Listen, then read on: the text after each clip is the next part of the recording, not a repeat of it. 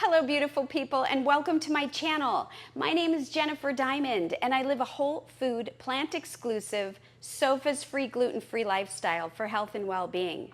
And by living this way, it literally gave me my life back. And this channel is about sharing what I do, how I live, and how you can be successful on your journey to better health. And today I thought we would make some homemade sourdough bread using the TeeMars Sourdough Starter Kit. Let's go.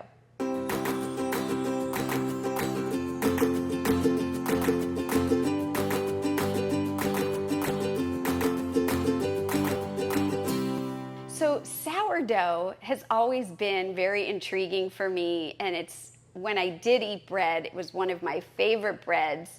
And every once in a while, if I am going to try anything, it is a sourdough. But it has to be clean and it has to be fermented very well because I understand the fermenting process really eats the gluten and I am gluten-free. So, TeeMars, which is a company that sells sourdough starter kits, had reached out to me and asked if I would like to look at their product. And I thought, oh my gosh, how interesting that I was already thinking about this. Not only does my husband enjoy sourdough bread, but my kids do as well. And my oldest daughter in particular has talked over the years about starting sourdough. So I thought, well, if I am going to look at something, I might as well do it with you. And so right here in this box that I just took the tape off of, I didn't open it yet, I thought together we could unpack the TeeMars Sourdough Starter Kit and see how that may help with creating some beautiful sourdough, which is new for me. So if you haven't subscribed, hit the subscribe button, hit the notification bell, and then you'll be notified when I go live or post new videos. And please help me support my channel so that I can grow and reach other people just like you.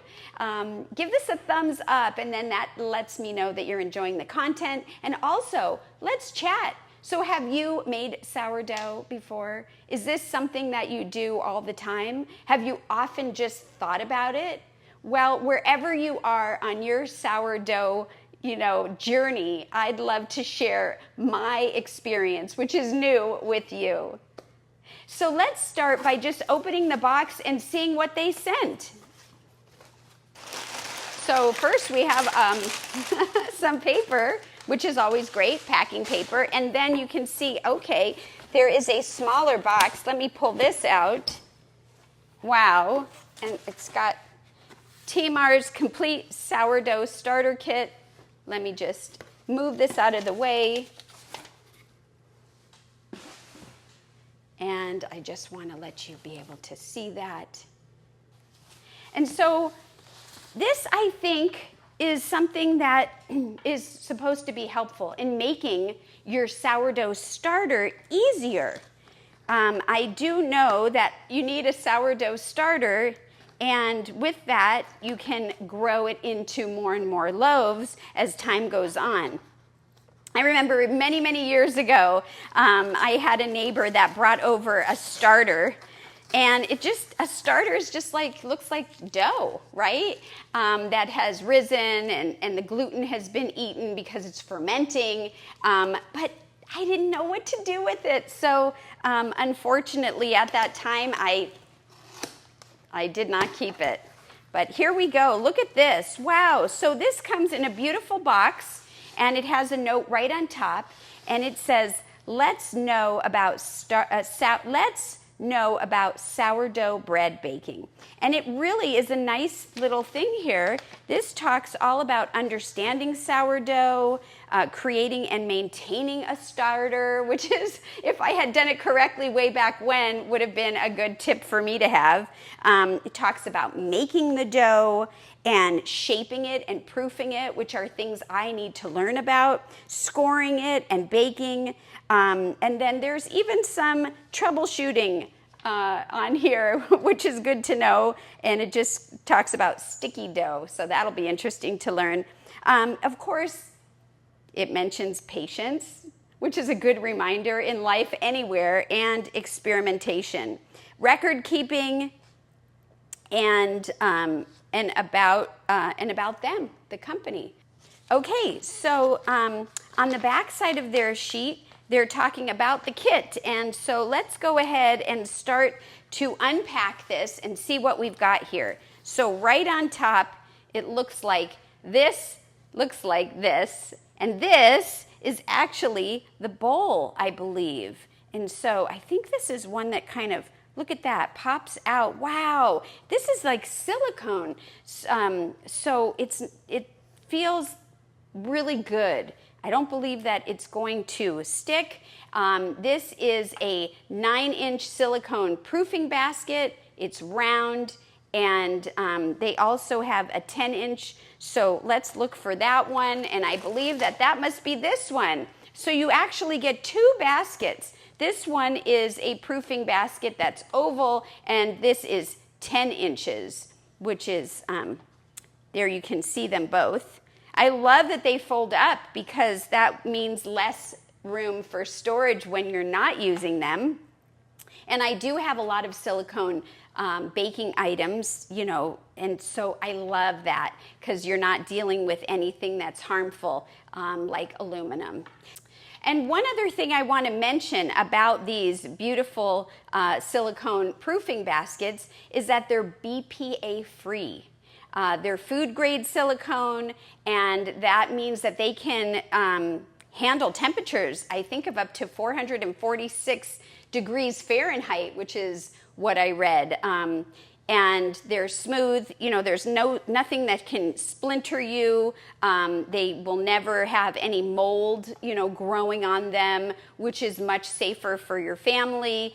And, you know, they're affordable. So, let's get on to seeing what else is in our box here. Aha! If you know me, you know I love spatulas. And this spatula right here is a silicone spatula as well. And it looks, let's see, what did they say? It's an 11-inch silicone spatula. Yeah, and this is great, of course, for stirring and getting things out of your bowls and different things, including whatever you need to scrape out. So that's beautiful that that comes with it. And then we have some other things here. Ooh, look at this baster. So this is a silicone brush, and this is good for applying water or anything else that you would apply on top. Now, traditionally, people may have used egg or oil, and you know, I personally don't use those things, so I would use this for water, and this is a great little brush here to have. They also have something in a box. What could this be? Let's take a peek. Ah, looks wooden. Oh, how cute. Let me just take it out of this bag too. Maybe we should have taken all that stuff out of the bag because we are going to be using it. Wow. So this, I believe, is the bread trimming knife. And it comes with some blades that I haven't found yet, but we'll have to look at that. Okay, let's put that aside for now. And you know what? I want to go back for a minute and just take these out of the pack so we can really touch them. I want to be able to share my thoughts about some of this stuff. And yes, this feels really nice. Silicone, it's firm, and that'll be easy to use. And then, of course, yay for the spatula. I always love a good spatula. And this one is very narrow. It's very firm. It is not flexible, you know, so you're going to be able to really get in there and scoop things up. The handle is really nice, and it's all one piece, which is really great as well. So now it looks like we have this gigantic, what could this be? This is the glass jar, and this is looking really good. This is the sourdough starter jar, and it has, let's see, 34-ounce jar. It's got some millimeter measurements on the jar up to 800, and it's got some markings I want to show you that says last fed on, which looks like you can keep track of that. But here we go, 100, 200, 300, 400, 500, 600, 700, 800 mLs. So that's another form of measurement, but that is the 34 ounces. And that capacity will be enough to make, say, 4 to 5 sourdough loaves. Wow. Isn't that interesting to think that 4 or 5 starters could fit in here? Right? There's also some things inside. Let's take a look at that. And let's see what's in here. Isn't this look cute? This looks like a little bonnet. But I believe that this is the cloth cover, and that will allow us to let it breathe, and that's really nice that it comes with that. It has its own band. Ew, this is very interesting. It's got the days of the week and the hours. So it says, I'll show you right here, Monday, it says 6 a.m. to 6 p.m., Tuesday, 6 a.m. to 6 p.m., all the way through the week, Wednesday, Thursday, Friday, Saturday, Sunday. So that's interesting. And that fits right over here. And then we have some of these things right here, which are some temperature thermometer bands. And it looks like this one is Celsius with the Fahrenheit small on the side. If you are used to looking at Celsius more, it's easy to see. But also, if you're not, if you're like me and you're looking more at Fahrenheit, then they put in this one. So the Fahrenheit would be this larger and the Celsius would be the smaller, which is actually really nice. So I really appreciate that about it. And it says that the thermometer band can be attached to the sourdough jar, and then it monitors the temperature of what's going on in here so that you'll find the optimal temperature for your starter. And I will have to, figure out, but I believe that the optimal temperature is around 70 degrees Fahrenheit, but we'll figure that out as we go. And then we have one other thing in here. A scraper. Oh my gosh, if you know me, you know I love a good scraper. And so this is their metal scraper. And it's good for shaping, dividing, and doing different things with the dough. I can't wait to take this out of the package. Let's do that together. Nice, nice, nice, nice. I'm going to go ahead and move this out of the way so we can spread out a little bit more here. Move these beautiful silicone baskets. And I'm going to turn this around so you can see that well. And for fun, let's put its little bonnet on the cover. And here we go. Look at that. And what's nice about this one, it has measurements on it as well. Centimeters, if you wanted that for any reason, on one side. And it looks like inches on the other side. And then on the inches side, it says measurement equivalent. So it talks about, check it out if you can see it, the 1 cup measurements, and then what equals 1 cup would be 8 ounces, and then it goes into tablespoons and then milliliters. So that's kind of cool to have a quick reference. And so this is going to be a lot of fun. I'm looking forward to starting starters with you guys. And so stay tuned, as when we're ready to start, we'll be ready to start. So before we get started, I just want to let you know that I have been asked about bread, and that's why I thought it would be fun. And if you're not one that eats bread like me, especially being gluten-free and not wanting flours, then this might be something if you want to make for somebody or a gift. I actually have always been curious about it, so I thought, well, I'll use this opportunity. Plus, I've had people asking me, including my husband. So I just want to for a second say that I'm going to make a gluten-free version. But if you didn't want to do that, then you could do this same exact recipe. I'll show you where there are changes, with an organic sprouted whole wheat flour. And you're not going to want to use a flour that is old. If you go, oh, I have a flour and it's been sitting in the pantry for, you know, forever, don't use that one. Just throw it out. And that's what I need to do with that one, because I didn't even know I had it. But since I did, I wanted to just show you for the packaging. So you're going to want to get an organic sprouted a whole wheat flour if you're not doing a gluten-free version. If you are doing a gluten-free version, which we're going to try today and I've never done before, then you're going to want to use a whole grain brown rice flour. I bet you could probably use a white rice flour, but we're going to do brown rice flour. If you didn't have that, another option I understand is sorghum flour.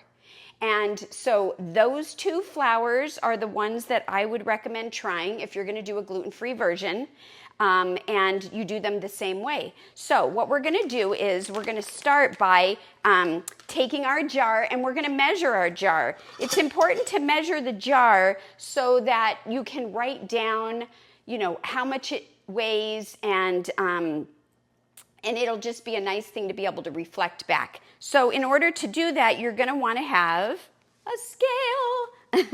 And I have this Cuisinart little scale. It doesn't matter what kind of scale you have. A kitchen scale that you can measure would be great. If you don't have one and you're interested in the one I use, I'll link something below. But I want to zero it out, and I want to do it on grams. This one does grams, ounces, and pounds. And so I'm just going to take my clean jar, and I'm just going to put it on there.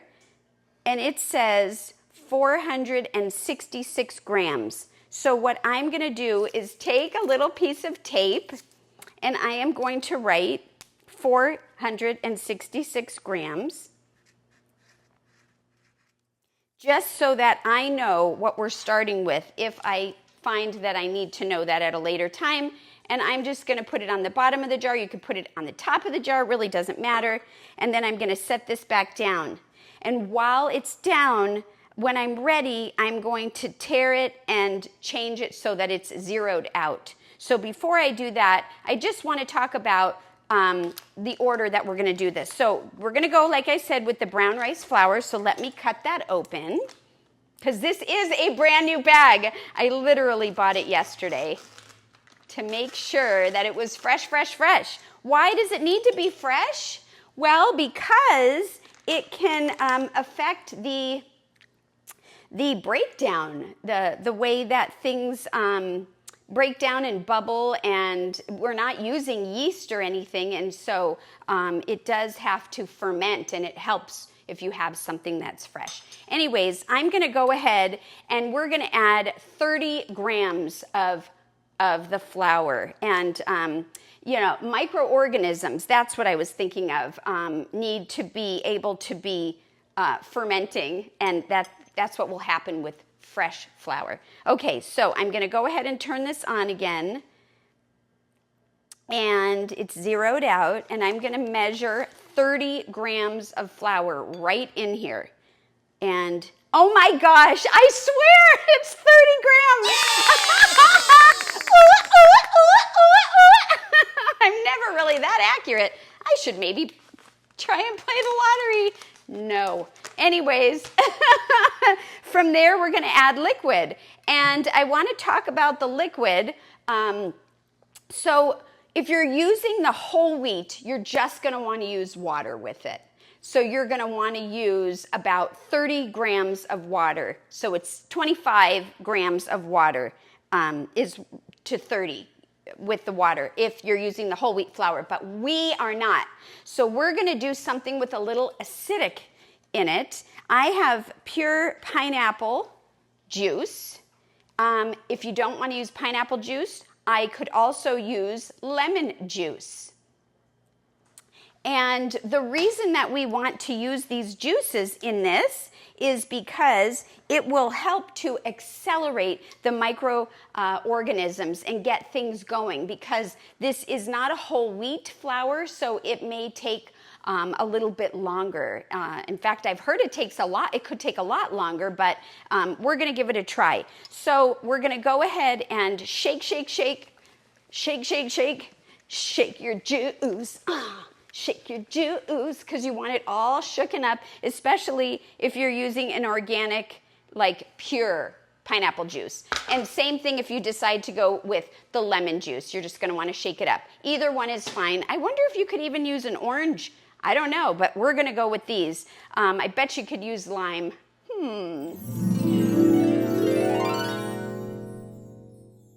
I always think about trying things that are a little different. The only tip that I would say is you want to make sure that it's room temperature. You do not want to use, you know, one that's from the refrigerator. Like this was in the refrigerator, so we're not going to use it. If this was one I was going to use, I would set it out like an hour ahead of time to make sure that it's room temperature. Because what that will do is that will kind of disrupt the microorganisms, and everybody will be cold. You know, just think of yourself as taking a cold shower all of a sudden, right? So, okay, so we're gonna go ahead and open this up, and we're gonna measure in here, and I wanna do 15 grams. I should probably just pour it in here. I don't really have grams, but I'm gonna just pour a little in here for easy. So I'm gonna do 15 grams.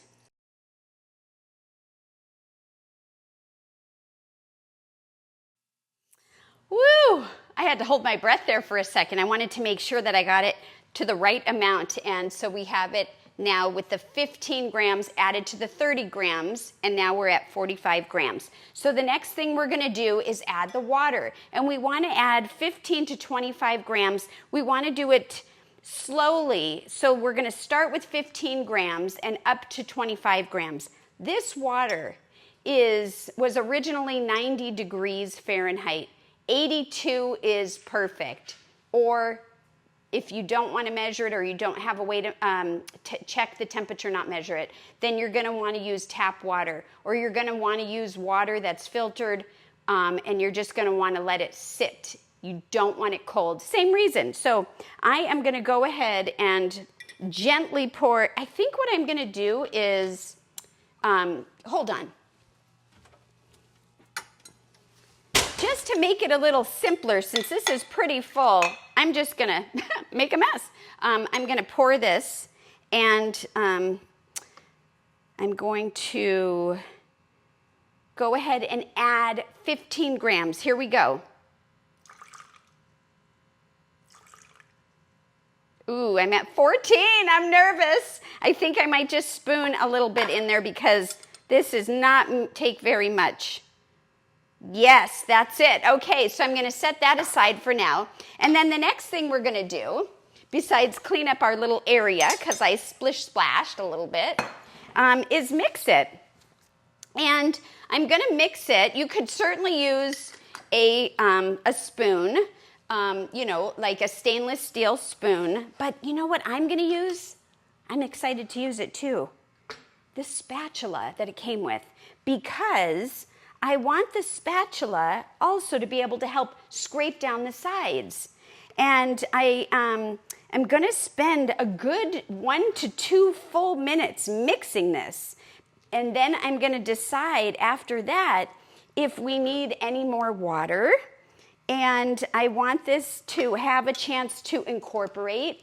And so, you know, this is just a time when you could be one with your dough. Right?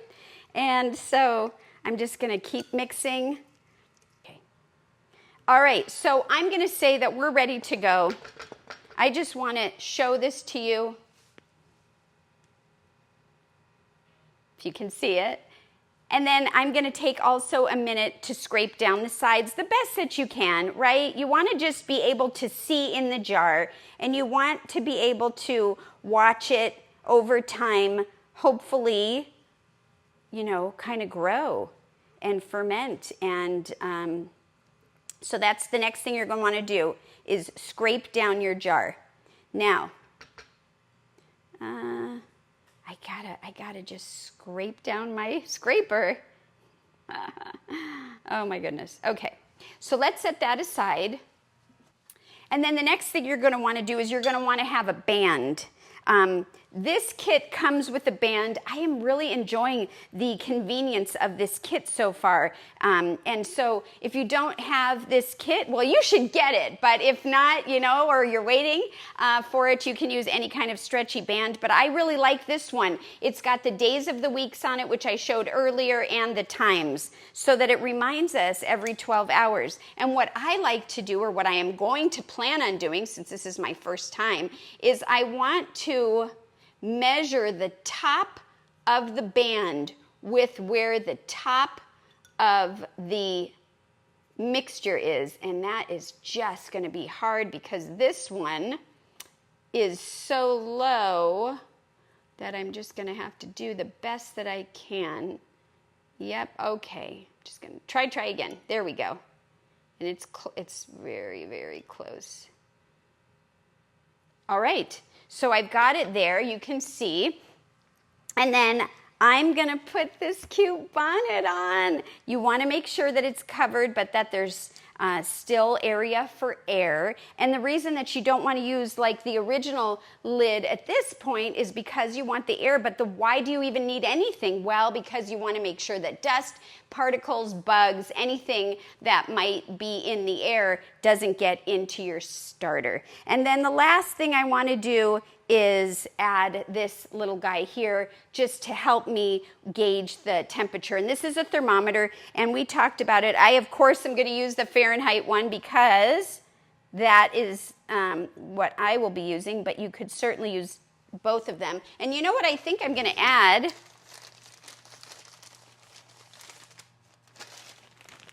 This is my collection of free gifts, I call it, and they're rubber bands that I get when I buy fruits and vegetables at the store. And so until the band starts to go up, I think I'm going to just add an extra just to hold it against the jar a little easier and so that I can pay attention to the temperature. I'm going to want this to be a roughly 70 to 75 degrees. If you find that your environment is hotter, you're going to want to try to maybe put it in a place where it's a little cooler, or just realize that it will maybe ferment faster, and vice versa. So if you're in a cold place, you might want to, you know, take a blanket or a kitchen towel or something and kind of wrap it up and then set it. But we are warm here, and so I don't need to do that.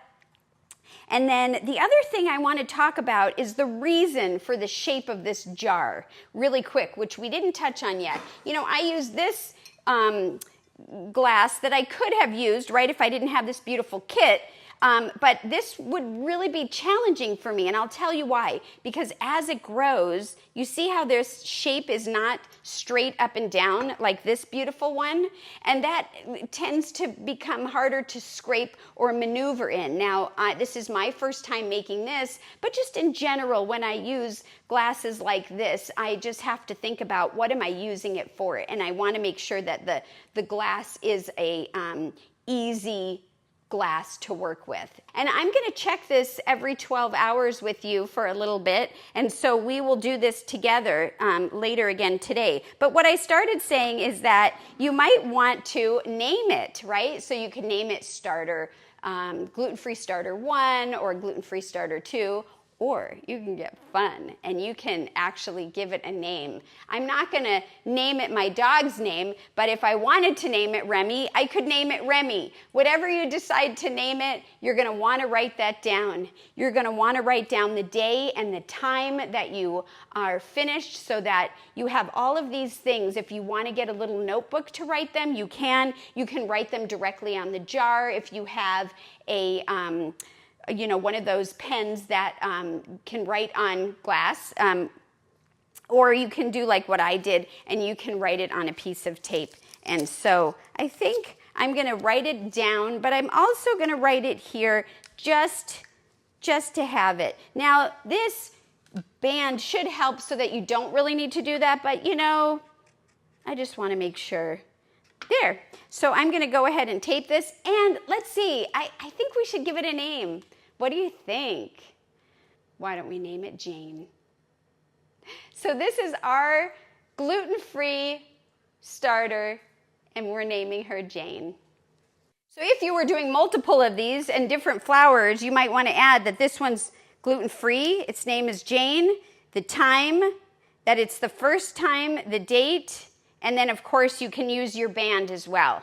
And so you can see I put mine on the back side. There is an area on the front of this jar where you can write that instead of using this tape, you could write right on here, it says last fed on. So that's if I just need to get the pen, I think, but I could write, you know, today's date and time, and then I would wipe it and keep changing that. So that's really great.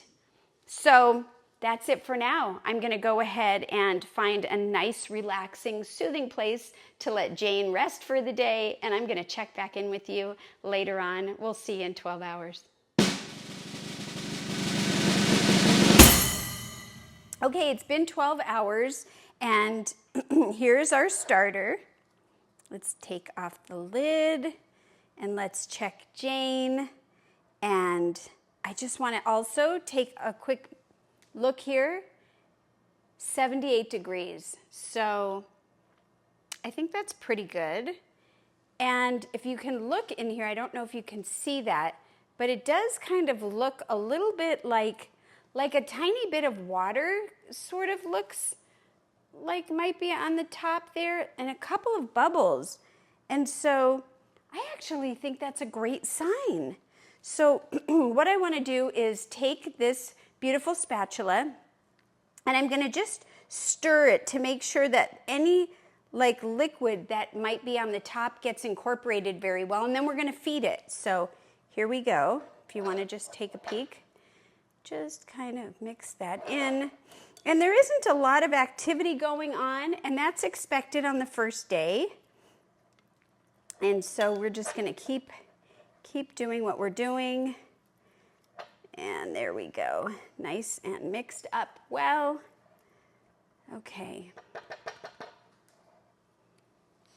Okay, so how do we feed it? Well, we're going to add some of the things that we added earlier today. So we're going to add some more of our brown rice flour, and we're going to be adding, I'm going to put the scale on. We're going to be adding 30 grams of flour. So let me just tear that off. Okay.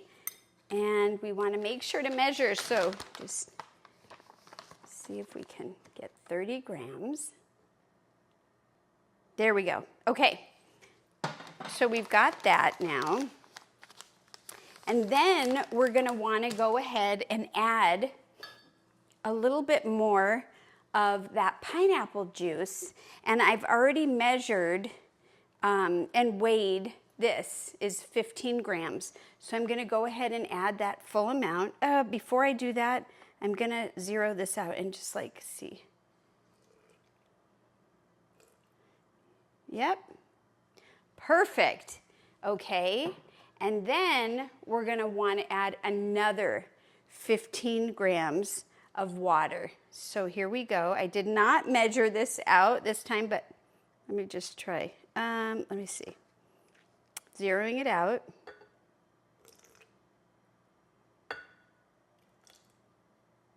$13.0. There we go. I did it. So perfect.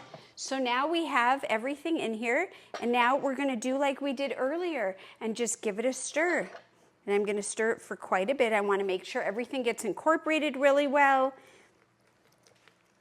And just be patient. And our girl Jane is going to just have a nice opportunity to continue to create some beautiful microorganisms, and it'll be great.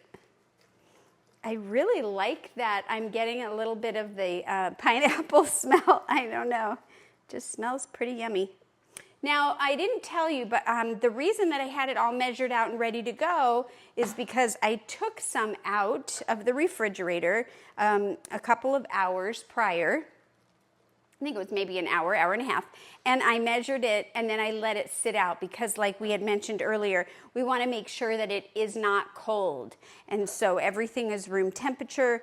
The water also, I heated it up to 90 degrees, but then I let it sit and it became room temperature. So that's really going to help the microorganisms continue to formulate at the pace that they were doing. If you add cold, that tends to slow things down. And we don't want to do that. So give it a little more of a stir here.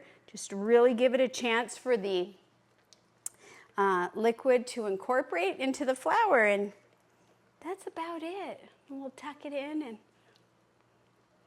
just let Jane have a nice night. All right, with the TeeMars Kit. And then I'm just going to check the band. And I want to make sure that I'm going to put I'm going to see if I can move the band down just a little bit more again. I really want to have the band at the top so that in the morning, is that what I want to do? Where do I want to have the band? Yeah, that's where I want to have the band. Okay. All right. Anyways. Okay, and the thermometer is good. Everything is good. We're going to go ahead and put its little bonnet on. And we're going to tuck it in, and we will check it again in the morning. See you then.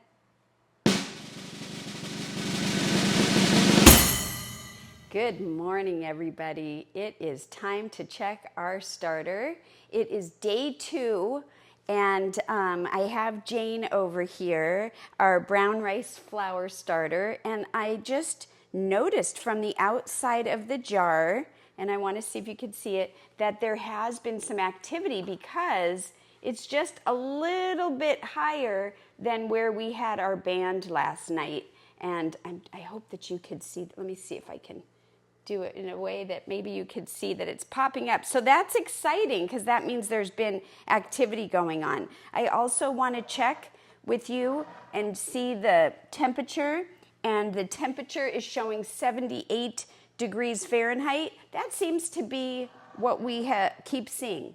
So I'm thinking that that's good. Let's take the bonnet off and check inside. Okay, well, I want to see if you can see there. It looks like it kind of has like a growing kind of little mound there. It is not wet like it was last night when we added, and it does not seem to be having a lot of bubbles, which would be the fermentation process. So even though I have the water, the brown rice, and some more pineapple juice ready to go at room temperature, I don't think we're going to do anything except maybe give it a stir. How about if we just let it be for the day, and tonight we'll check it as we were planning on anyways. And tonight, if we see any bubbles or liquid on top, that will be an indicator that it's time to feed it. And the liquid on top is something called hooch, and you can look that up if you'd like, or I'll post a little thing right here, but it just basically is a byproduct, and there isn't any of that right now to stir in. So I think we're just going to just put the bonnet back on and let Jane do her thing for the day, and we'll see you later tonight. Hey, well, welcome back. It's the end of day 2, and I wanted to check on Jane with you. So what I have noticed already is that there is definitely some leavening, some growth here, some action, and I just want to make sure that you can see that. You can see the band we have is down here, and the starter or the dough is up here. So that's a pretty good jump, I think. I just want to let you know that it looks like The temperature is at 80, which is a little warmer than it has been, but it's been a little warmer here. And so I want to go ahead and take the bonnet off. And at this point, let's see what's happening inside here.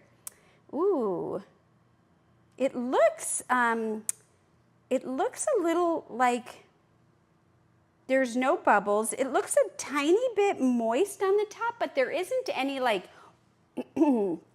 liquid on the top that I see. So I'm trying to get you to see that. Hopefully you can see that okay. So what I think we should do at this point is give it a stir and just kind of see what's going on here. At this point, we are going to measure it. And remember, we wrote underneath on the jar with some, well, we put some tape on there and we put the measurements of the jar. So we're gonna measure what it weighs now minus what the jar weighs. And then we'll take that number and we'll take half of that and remove half of the starter. And so don't worry if that sounds confusing. We're gonna walk through it together right now. But I just wanted to give this a nice, just a nice good stir. And I wanna tell you what it smells like. I mean, it smells kind of like pineapple yeast. And there's no yeast in it at all. But it just kind of has this like pineapple dough kind of scent, which is kind of interesting and unusual. Okay, so I am going to go ahead and, I don't know if you're really supposed to do this, but I just do this. Scrape that off. Okay, I'm going to go ahead and let's put this scale on grams. I've zeroed it out. I'm going to add my jar. And it's 586 grams. And what we have under here was 466. So 120 grams is how much this weighs in here. So 120 minus half is 60. So we're going to go ahead and take out 60 grams of this dough, which is considered or called the discard. But I'm not going to discard it like get rid of it. I'm just going to, I don't know what I'm going to do with it, but I am going to remove it from this jar and maybe go ahead and put it in the refrigerator and so that I could figure out what you do with discard. But for right now, I want to go ahead and start putting some of this in a separate container, okay? Okay, so that is what we're gonna do for now. And so this is the discard. We're gonna go ahead and set that aside for now. I'm gonna end up putting that in the refrigerator. Actually, I'll just put it behind me for now so we don't get confused. I'm gonna rinse my fingers off and we are going to start adding to this. And so what are we going to add? The same thing we've been adding. We are going to add some more brown rice flour. We are going to go ahead and add, let's see, I think it's 30 grams. And so I'm going to go ahead and put the jar back on here. I am going to zero it out. And here we go again. So let's see if I could, there we go. There we go. Okay. So now now it's saying 31, 30. That's what we're at. Okay, 30. And then we are going to have, this is the pineapple juice. Room temperature again. I took it out. It's ready to go. And so I'm going to zero this out. And I'm going to put 15. Remember, we did 15 grams of this. So, okay. So there we go. And now I'm going to just mix it up. No, I'm not going to mix it up. We forgot we have to add some water. So let's add some water. And this water is warm water. This water temperature is in the 80s, between probably 85 and 90, so a little bit warmer. I had it on 90, but it's been sitting out. That's why I'm thinking that it's cooler. Anyways, I'm going to go ahead and try to put another 15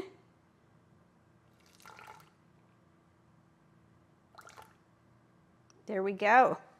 And now we're ready to stir it up. Oh my gosh. So let's give this a stir.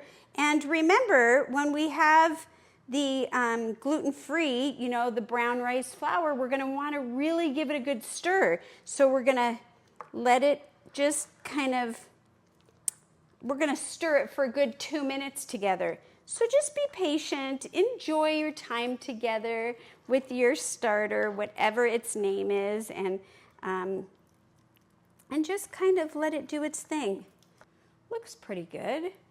It's nice and wet looking, but not too soaking. I'm going to go ahead and lift this up now to meet the top of the starter where it's at. And rinse my fingers, I should say. Put its bonnet back on. Let me just, there we go. I'm gonna put its bonnet back on, and we are gonna tuck it in, and then we're gonna meet together tomorrow morning for day 3, and we'll see you then. Have a good one. Well, it's day 3 here with Jane, and I'm excited to check out what's been going on with her. So the first thing I want to share with you is the temperature. And this is registering at 77 degrees Fahrenheit or 25 Celsius. I was seeing if it was 77 or 78, but it looks like it's 77 or right in between. So very close, 26, 25 degrees Celsius. And that's good because we want it nice and warm. So it slept well, I guess, right? Let's take off the bonnet. Jane, how you doing this morning? Ooh, I can tell that, well, first of all, I could tell that there is some growth here, a tiny bit higher on the band, which is a good sign. We want that. It smells kind of soury. Which is something that we want to check for. I can still smell the pineapple, so you know that makes sense that it would be soury. I want you to take a look, see if you could see in the jar right there. And there isn't any like liquid on the top. There isn't really any bubbling. And so I understand that that means that it's ready to be fed. And so I don't think it needs to be fed, but I do think it needs a good stir. So let's go ahead and give it a stir, a morning stir. Ooh. And what's interesting, every time this happened last time, was when I kind of break the top seal, it's almost like it's frothy underneath. Isn't that interesting? I think we're doing okay. Have you guys done any of this before? I would love to hear your experience using the brown rice flour to make this type of sourdough. And if you haven't subscribed, hit the subscribe button, hit the notification bell. Then you'll be notified when I go live or post new videos. And please give this a thumbs up. It really helps my channel, and I would love to interact with you. So like I said earlier, don't forget, comment below, let's chat. You could teach me. And so here it is. I'm just gonna tuck it in for the day, and I'm gonna go ahead and move the band. You always wanna make sure that you adjust the band so that you can tell if it's had growth. And of course, I'm just gonna do a little bit better job of scraping down the sides. That's important so that you can see the growth. So that's why we're always scraping down the sides. We really wanna do a good job of that. All right, well, it looks like that's it for today. I'm gonna put her little bonnet on. And I'm gonna set her aside, and we will check in with you this evening.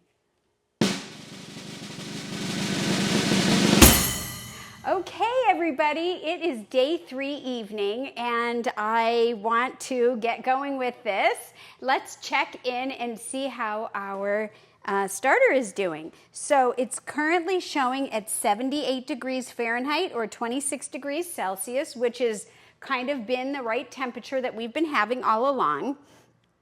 I am not noticing a huge, barely anything in terms of a rise, which is okay. And so let's take Jane's bonnet off and check her out. Okay, it smells very, what is the right word? I don't know. It's just kind of a soury smell, a fermented smell, but it's kind of mild. And it looks like there's some hooch happening, which is like the glossiness on the top, the water, and a couple bubbles. Nothing crazy. Can you see that?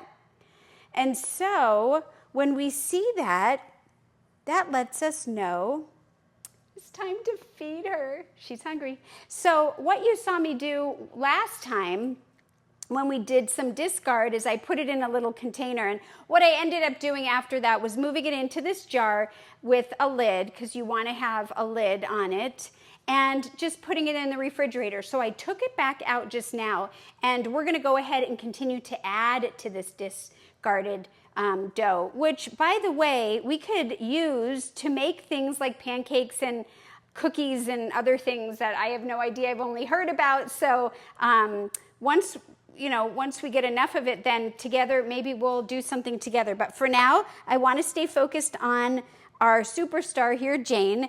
And so I'm going to weigh her. And now let's remember that we want to take away the weight of the jar, which is 466 grams, so it's zeroed out.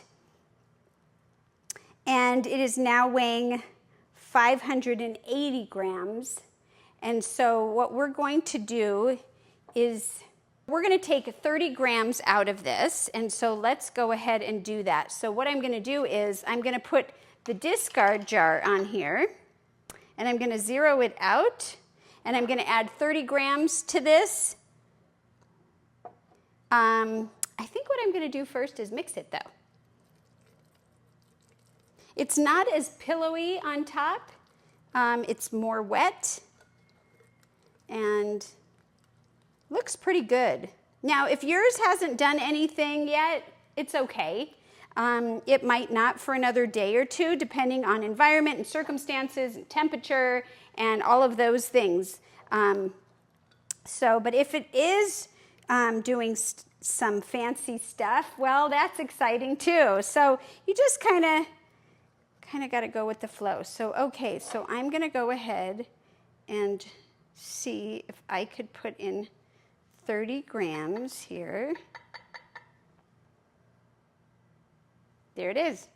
Okay, so we're going to go ahead and put this aside.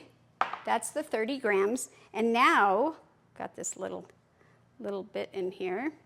Now we're going to go ahead and we're going to feed her. And so what we're going to do is we're going to add 30 grams of the brown rice flour. I'm sorry, you know what? I think we're going to add 50 grams at this point. So it was 30 grams before, but now it's going to be 50. And we're going to do 50 of the flour. We're going to do 25 of the pineapple juice and 25 of the water. So 50 liquid, 50 flour.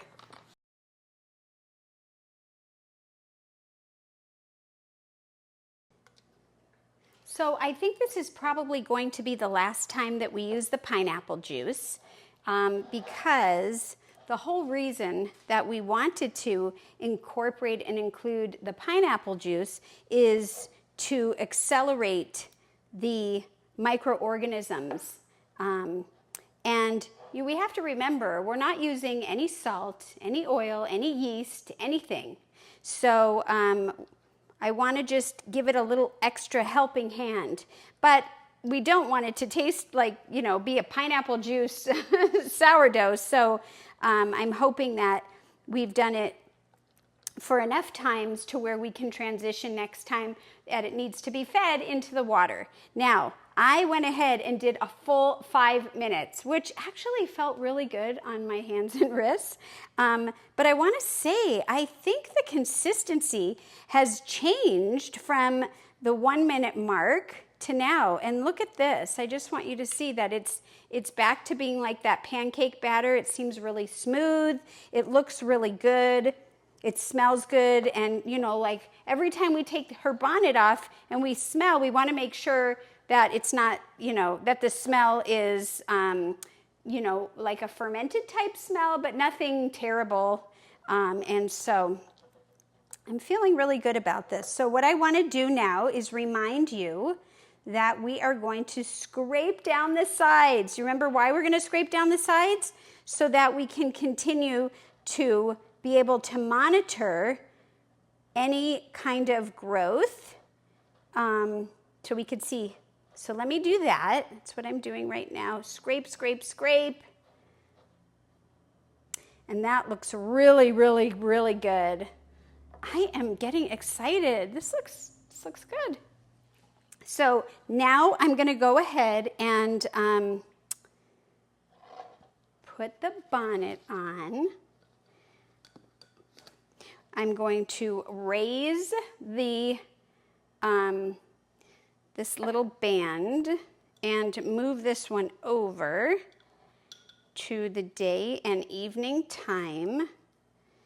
And then I just want to raise it so that the bottom part equals the bottom part of the starter. Now, I finally got a dry erase marker. So I am going to now be using it to mark on the TeeMars jar. There's a little area that says last fed on. And so I'm going to go ahead and write that this is day 3. And I'm going to write what day of the week it is and the time, evening and the time. There we go. Okay, and now I'm going to go ahead and tuck her in, and we will see you tomorrow for day 4. All right, stay tuned.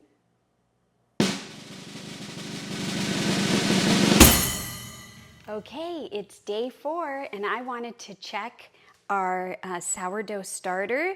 And so I just wanted to say that I didn't mention yesterday, we had some family over, and so I had been keeping this on the counter, and I decided to put it in our oven, an oven that we have that we weren't going to be using, just to keep it out of the way. And that worked out really well. But what I noticed that I didn't think about before is that depending on where you put it, pay attention. Are you putting it on a countertop? And is that countertop cold or warm? Or are you putting it in a pantry? Just to pay attention to the surface that it's touching.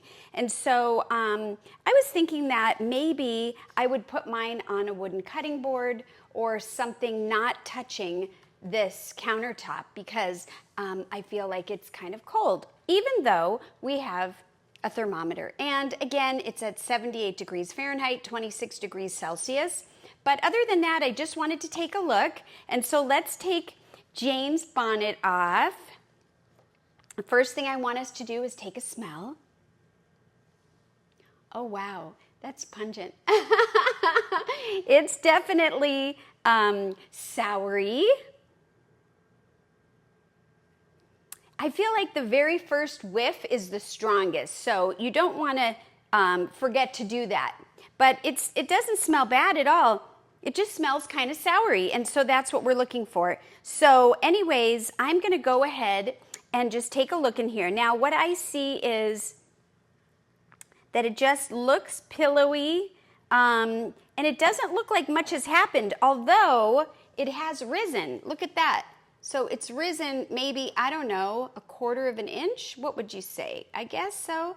But it has risen up, and hopefully you can see that. And so I think I'm just going to give it a stir. So when I first started, I feel like it's pillowy, so it pops. Let's see if that's still the same case. No, not as much. It's more gooey. Look at that. You take a peek in there and just, wow.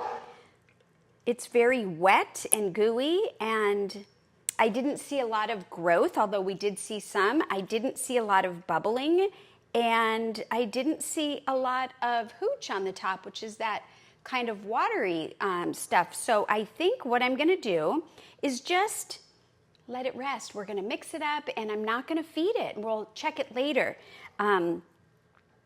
And so I just wanna give it a good stir. Okay, so the next thing I want to do is I want to make sure that I move the band to fit where it is now so that we can continue to measure it. I'm going to slide over my little thermometer over to the day of the week and that it's morning. And then I'm actually going to take a wet paper towel and wipe down the writing that I put, which was the day and the date and time, so that I can write it again. I love having this for that reason. So let me do that. So this is day 4, and I'm writing down the day, and the time is being written down as well. Okay, so we're all set. Bonnet. And we will see you later today. Okay, so here we are at the end of day 4, and we've got Jane taken out to check. I just want to let you know that I had her in the oven. This is the oven that we have that is not working, so it was just a dark, cool place. And I did that also to get her off of the countertop, which we talked about earlier today. And I see some action, so I'm excited to open this and check it out with you to see if that really made a difference. Also, I just want to let you know the temperature is at 78 Fahrenheit or 26 Celsius, but when I first took it out, it was even a little bit warmer. It was actually showing the 80 mark Fahrenheit and 27 degrees Celsius. So maybe it was a little bit warmer in there, and I'm not sure if that made a difference. But I'm going to go ahead and remove the markings from this morning because we're going to put new ones on. And I'm just using a little damp paper towel. Probably be better if I had a designated little rag so that I wouldn't use paper towels, but at any rate, that's what I did.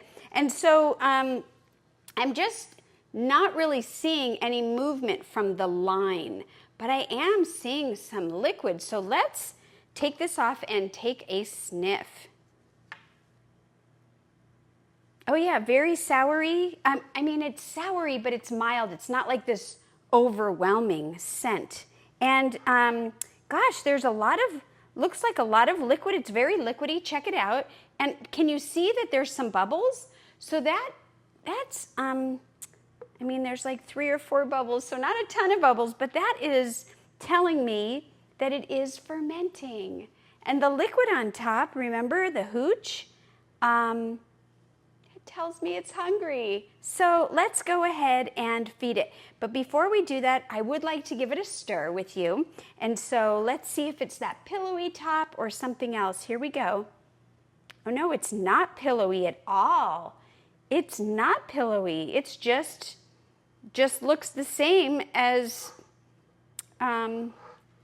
it did when we were looking at it, as when I put in the stir spatula stick thing. Huh, very interesting. I wonder why that is. Probably because it's on its way, right, to being something grand. I really, really am excited to go through this with you. So, okay, so what I want to do is, before we feed it, it needs to be fed. So I'm going to go ahead. I took this out of the refrigerator. This is the discard. I'm going to go ahead and add an additional 30 grams to the discard. So again, I want to measure this.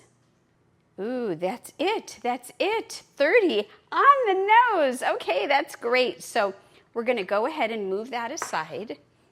So we're going to add 50 50 grams of the flour, and then we're gonna add the same amount of liquid. And so let me go ahead and put this on here and zero it out.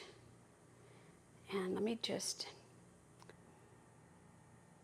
yes, perfect. I love when everything aligns well. Stars, the measurement, right? Okay, so now for the action. We are going to start mixing this up. Oh my goodness. Okay, so now I'm gonna do this, kind of scrape this off, let it go in there. And then I'm gonna go ahead and scrape down the sides, scrapety scrape. Now, remember, the other thing we have to do is, wow, it feels really heavy now, because we took some out, but we really put a lot in. So I am gonna raise the band all the way up here, all the way, make sure it's nice and raised, and then I'm gonna move this thermometer over to the end of the day and get my dry erase marker, which I'm really enjoying having one of these. So I recommend get one of these. And so now I'm just gonna put 4th day, PM, and I'm gonna actually put the day of the week and the time. Now, besides me doing this here, it is also really beneficial if you write it in a notebook or somewhere, log the whole thing so that at any time that you might need to look back or remember something that you did, you'll have it logged. And although I'm not doing it on camera, it is being logged behind the scenes. So I recommend that you do that as well. Now I'm gonna just put her little bonnet on, and I think I'm gonna let her sleep in the non-working oven, just because I like the fact that she's not on a cold surface. Or I think I would let her sleep on some type of wooden cutting board or something that just doesn't get cold to the touch. So anyways, I find that there was a lot of activity today, and I'm just wondering if that's why. So I'm gonna tuck the thermometer in a little bit better, and we will see you tomorrow. Thanks, everyone. Okay, I can't believe it. Day 5. Wow, I can't even get over this. This is so great. So I just took Jane out, and let's go through the steps. So right now it's showing at 78 degrees Fahrenheit, 26 degrees Celsius, which is what we've been doing. And I want us to take a look here. It didn't really grow. It didn't really grow very much, but boy, I do see a lot of liquid. So let's look in here together. Let's take her bonnet off, give it a smell. A nice, mild, sour smell. And I want you to take a look. See how it's kind of jiggly on top? You know what that means? That means that there's hooch on it, and it's asking to be fed. So I think that's what we'll do. I'm gonna mix it up a little bit, and then we're gonna get started with feeding it. And it's just very liquidy. I don't know if you could really see that, but I'm gonna try to show you. It looks a lot thinner than when we put it to bed last night. See, remember how thick it was? And here it's more like the pancake batter. So I think that's good. I'm gonna go ahead and take a minute and wipe down our notes so I don't get it all over. And then I'm gonna take out the discard.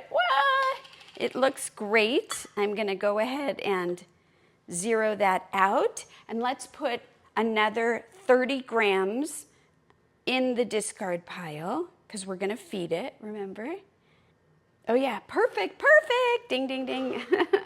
Okay, so we're gonna put this aside, and remember, this has been kept in the refrigerator, and it's getting pretty close. I think maybe either today or tomorrow we'll try to make something with this and see what that turns out like. But for now, we're gonna stay focused here. I've got our brown rice flour, and so I'm gonna go ahead and zero out the scale again, and we are going to put in 50 grams of our brown rice flour again.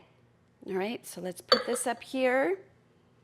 Let's zero it out. Yay, there it is, 50 grams, right on schedule.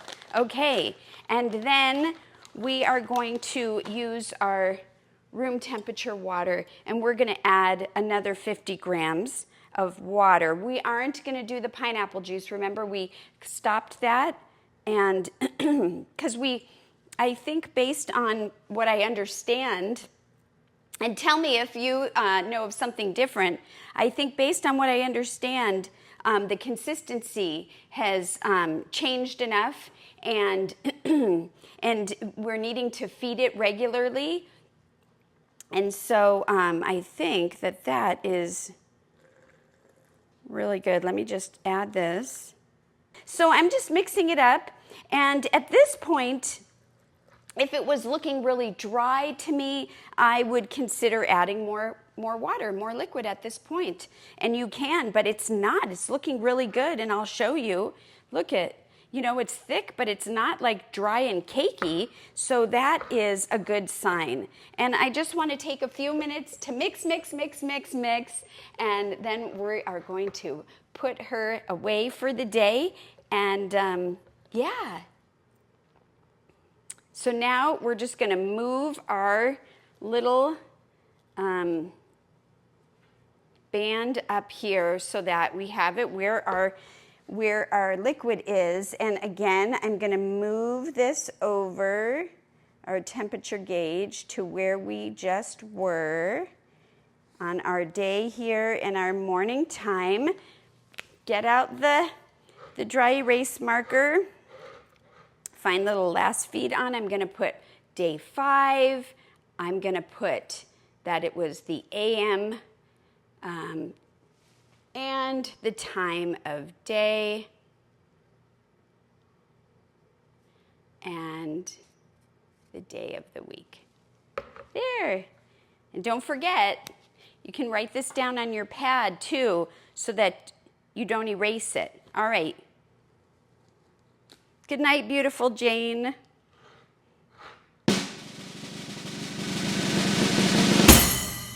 And we're back. It's day 5 in the evening, and I just took Jane out of her place where I had her sitting, and there's a lot going on here already just by taking her out that I can see there's a ton of liquid on the top. The band, again, didn't really rise since this morning, but because there's so much liquid, the hooch, that means that it needs to be fed. The temperature is running about, the same amount, 78 Fahrenheit, 26 Celsius, so that's all good. I'm going to go ahead and wipe down our measurements here from earlier. Okay, let's take the cap off here. Wow, look at that. Can you see that? Can you see what I mean when I'm talking about it's really liquidy? Give it a good smell. It's soury. It's really starting to smell soury. So I'm going to go ahead and we'll just continue to do what we've been doing. And I'm just going to give it a mix. And so what I think we need to do is feed her. And what in my research that I have found out, tell me if this works for you, if you know any different, but that on day 5, we could feed it a little differently. Well, feeding it is actually the same. What we'll do is discard a little bit more than we have been. Okay, so this is measuring 787 grams, and we know the jar is 466 grams. So if you do the math and subtract the 466 from the 787, you should get 321 grams. And so that's what we're dealing with inside. And at this point, I think what we're going to do is remove 50% of it, which would be 160.5 or roughly 160, give or take. So I'm going to go ahead because our discard jar is getting a little full, and I think I'm going to have to move what we have here and that one into a new clean jar. But for now, I'm just going to start to put it in this jar, and here we go. 160. I'm going to go with 160. Basically because I don't know that this does halve, so I'm going to put that aside for now. And then I'm going to just scrape down the jar a little bit, and then we're going to feed her. Are you ready? Oh my goodness. Okay, so I'm going to go ahead and put the jar back on the scale. I'm going to zero it out, and I'm going to get the brown rice flour back out, and we are going to do 50 grams of the flour once again. Whoa, look at this. I'm getting crazy. So it's actually saying 51 grams. So I did go over a tiny bit. So I'll go ahead and then just do 51 grams of water. And we'll see how that works. Here we go. Okay, that's it. So we're going to take this off. And you know what? If you ever do a tiny bit of one or the other, like, it's not the end of the world, I don't think. Well, it's definitely not the end of the world, but I don't think that it'll make you unsuccessful. So now I'm just going to go ahead and stir, stir, stir. And depending on where you are, again, if it looks really, really dry and crumbly, then you'll want to adjust the liquid. Okay, so let's take a quick peek at this. I want to hold this up for you to see. Can you kind of see how it looks a little jiggly? Jigga, jigga, jigga. And so that is what we're looking for. I'm going to go ahead and just clean up the lid here a little bit, wiping it down with my fingers. I am going to go ahead and mark that this is day 5, evening, and the day of the week, and the time.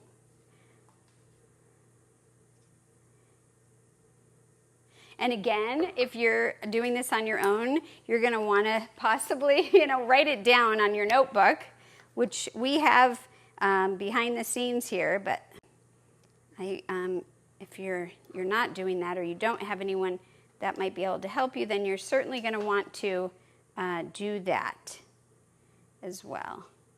Okay, so I moved the thermometer. I'm putting the bonnet back on. So cute. And again, if you're in a climate that is not warm, bundle her up.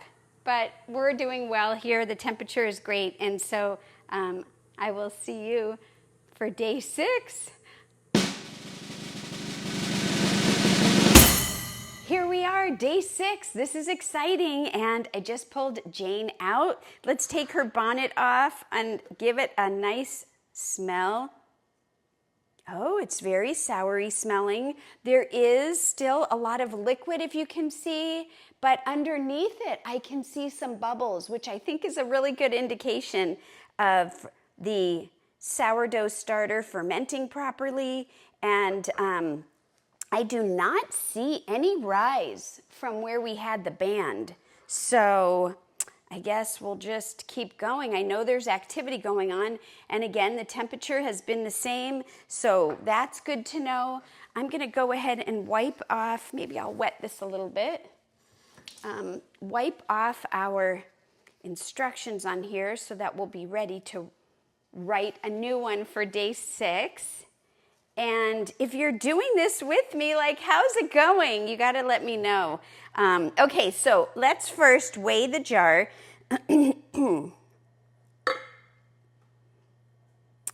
So it's currently weighing 726 grams.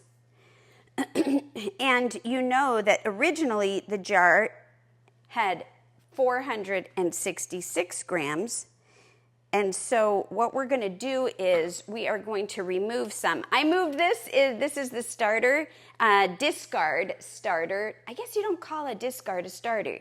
So this is the discard that you saw last night. I ended up combining the two, the bowl that we had and the other, and putting it in here. And so I'm just going to continue to add to this. And so let's see. So what I'm going to do is zero this out, and then we are going to, okay, so 726, right? The jar weighed 466, and so basically we want to leave 30 grams in here. So I know it doesn't seem like very much, at least that's what I thought. 30 grams isn't very much, but that's what we're doing. So, okay, so that's that. So let's put this aside. And here we have the little bit that we need left. And now I'm going to be adding, again, 50 grams of flour and the water. So let's do the water. So at this point, you can see that it's kind of jiggly. It's got the right consistency. I'm going to move the band down to meet it again because it looks like it climbed up a little bit. And just do the best we can. I want to move this thermometer over so that I have it matching the day in the morning time. And then I am going to do our little, whoa, write our little guy and get the cap in a few. Okay, so this is day 6, and this is the morning, and I'm putting the day of the week and the time. Now, sometimes I'm a little bit late on my time, and you know, I think that that's okay, as long as you're within the ballpark. Now, we've been using this little bonnet this whole time, but I think what I'm gonna do at this point is put the actual lid on. I'm gonna wipe this messy part a little bit, and there we go. And we will see you this evening. Okay, so it is day 6 in the evening, and we actually just got home. We were out, we got to hang out with some friends and had a really good time, and so we're a little later than normal. But here we are. We are going to be wiping this off and checking on our starter. So the temperature is still the same, and I didn't really notice much of an increase in the growth, but I do want to just take this band off. I just kind of want to like really look at this, and I do see some bubbles, which is really good. And then I do see the the hooch. I do see the hooch on top. Oh, and I do see a couple bubbles. Oh my gosh, it's actually starting to smell like sourdough. I mean, I thought it smelled soury, but this is exciting. Okay, so what should we do? Give it a stir. All right, let's give it a stir. Okay, so that looks pretty stirred up. And we've been taking a lot out. I think I just feel like I'm going to just take a few spoonfuls out this time. What do you think? And I'm not really going to weigh it. I'm being daring. But I don't know. Something tells me that I should follow my instincts.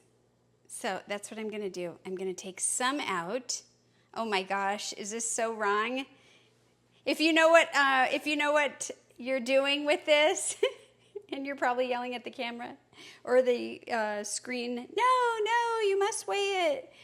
Okay, but I am going to weigh it so that we know how much we are putting in here, zeroing it out. And I've got my brown rice flour. Here's my scooper. I say we put 50 grams in again because that's what we've been doing. Ooh, getting close. Okay, that's it. We stop. And I'm going to add 50 grams of water. Yay, I did it. Okay, so I'm going to put the band and everything back on, but I want to stir it up and see what this looks like. All right, so I scraped down the sides. I mixed it up pretty well. Let's take a peek at it. What do you think? Kind of jiggly. I think that's a good indicator. I'm going to go ahead again and put the regular lid on. And let's put the band back on. I feel like we're getting her dressed. Oh, Jane, how you doing? So we're going to just get her little outfit on, and I'm going to bring it way up here. Let's see. So we want to bring it to the line where we're starting. I wonder if there will be any growth tomorrow.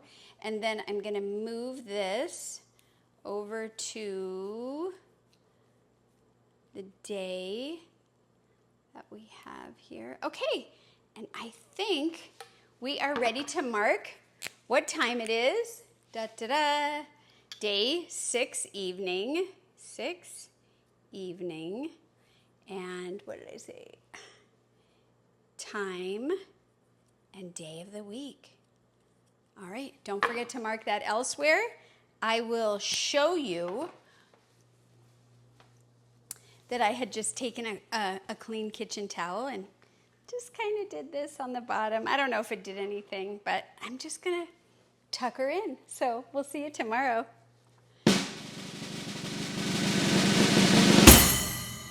It's a week. I can't believe it. 7 days ago, we started the sourdough starter, and here we are with Jane. I just took her out of her resting space. I just wanted to show you that I had the towel on there. And the first thing I want to do is check the temperature. And it is right about the same. It's right in between the 78 and 80 Fahrenheit, so I'm going to call it 79. So just slightly warmer, but pretty much, I don't know that the towel really did anything for us. So it was just fun to try. Let me go ahead and, let's see, we'll wipe off our writing. And let's just take a look here. So there is really no height still. There is a lot of hooch. So let's open the lid and take a peek. Oh my gosh, I can't get over the smell. It smells really good. It just really smells like it's going to be a great sourdough. And so I want you to take a look. Can you see the liquid that we have here? So as I tilt it a little to look under the liquid, can you see? Whoops, maybe that's too much. It kind of, there are some air bubbles, which makes me excited because I think that is a good sign. And I just want to also lift the band up a little bit to look around. And I do see, oh, look, I don't know if you'll be able to see this, but there are some very tiny little bubbles. If you can't see it, they're just little tiny fermentation bubbles, which is exciting. So you know what? Kind of going off the rail here. I think we're just going to take out about 30 grams. Just take out, which is about 2 tablespoons or so, a couple scoops. I'm starting to get a little laxed on the measurements and kind of what we're doing, but If you wanted to continue to do it the way we were doing it a couple days ago, where we just left 30 grams in the jar, you could do that as well. The idea behind it is just to not have so much discard later. And how you get the discard is by using more product. And of course, gluten-free flour is more expensive than any other flour, I think. So anyways, I have this scale on here. This jar is like bursting, and it is almost outgrown this jar, so we're gonna have to do something with it, but I'm gonna give this a little stir. Oh, it's nice and thick. That nice pancake batter consistency. Gosh, and it smells good. Who knew? I didn't. I really like it. Okay, so I'm gonna go ahead and just scoop out a few tablespoons here. And I have this on the scale just to give me an idea. So 2 of those is 20 grams, and I'm gonna try to go for 30 grams, which is right there. Okay, so there we go. And so now what do? Well, let's feed our girl. Okay, so I'm gonna go ahead and scrape down the sides, even though we're going to be mixing it, and we'll need to scrape them down again at the end. I just kind of like to see what we're dealing with. And I am going to once again go with 50 grams of flour, 50 grams of water. Of course, you can add a little more water if you find that yours is really dry. I'm not having that problem at all. Okay, so let me just rinse off my finger and get grooving here. Ah! I just splashed it all over the counter. Whoa! And the scale. Whoa! But that's okay. It's fun to get crazy in the kitchen, isn't it? All right, so now I'm gonna go with the water. And this is warm water. All right, I'm gonna call that good. Remove this. We'll have to do cleanup on aisle 7. I know, it's not really that bad, but hey, nobody wants to slip on that. Okay, so I'm gonna go ahead and get serious. Let's stir our girl. All right, so got it. You know, another thing that I want to tell you is that if you mix it up at this point, and within a couple of hours, you start to see activity right away, and what would that look like? Maybe you would see those fermentation bubbles rising up. That is also a really good indication that your starter is doing well. And, you know, up to this point, I haven't been able to look over the jar right after I stir it and see anything happening. But I do want you to take a look and see what it looks like. It is that same consistency that we've been seeing. And for goodness sake, this is the first time that I'm seeing bubbles. Ah! Yes! Ooh, ooh! Way to go, Jane. Oh my gosh, this is exciting. I almost feel like I need a party hat. Okay, so I'll just calm down, find my zen, and move forward. Okay, well, here I am talking about it, and then I saw it. Now, I don't see it right this second, but I know it's in there. So there you go. Oh, this is great news. I'm going to go ahead and move the band up and get her situated for her rest for the day. And I feel like we're on to something. This is really exciting. Very exciting for me. And hopefully, if you're doing this along with me, I hope it's exciting for you. I mean, yes, there's another one. Ah! Okay, I'll just try to calm down, but it's really hard because I'm excited. All right, so putting our lid on. And we've got everything all ready to go. I mean, I can wrap it in the towel, but I don't know that it did anything. What do you think? It's just nice.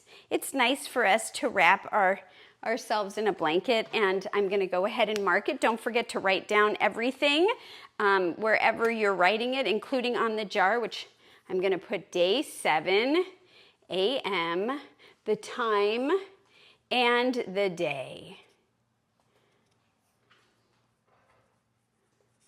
Wow, okay, here we go. Well, I'm gonna rinse my finger and get her comfy.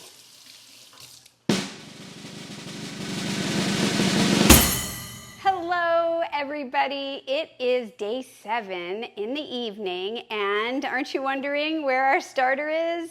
Well, I started to walk by to get it, and I think I see some action. So instead of me taking it out ahead of time, I thought we would take it out together and see the action that I think is going on. So let's go over here to where I have it in the oven here. Oh my gosh, this is crazy.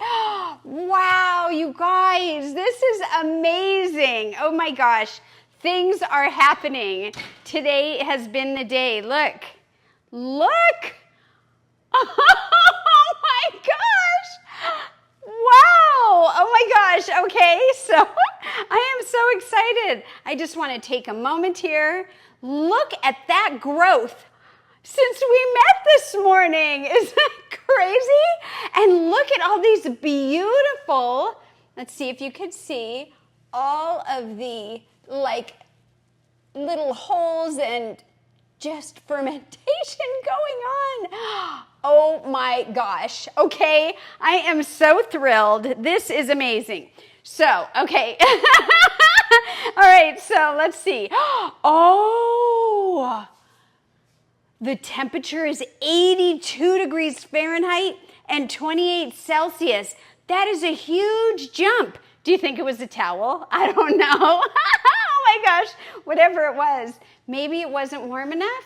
I don't know. I just don't know. But what I do know is that there has been a lot of action going on in here. So I can't stop smiling. This is so fun. All right. You know, I was starting to feel a little discouraged, like maybe I'm doing something wrong. But no, we have to just be patient. So, okay. So I told you the temperature. I'm going to take the lid off, smell it. Oh my gosh, I love this smell. Who knew I loved I never knew I loved this smell, but this smell smells smelly in a good way. So check it out. I want to hold this up. Do you see how it kind of looks? Let's see, how would I describe that? Maybe like the top of a muffin, or I don't know, not really crackly, but there is nothing floating on top this time. You know, I was saying I really like the smell. It smells so good. I didn't really explain to you what it smells like, and it just smells like a really soury, yummy, like yeasty kind of smell. All right, so I'm gonna mix it up. Mix, mix, mix. Mix, mix, mix. Okay. Wow, this has been really fun so far. I am enjoying this. All right, so let me go ahead and tier this.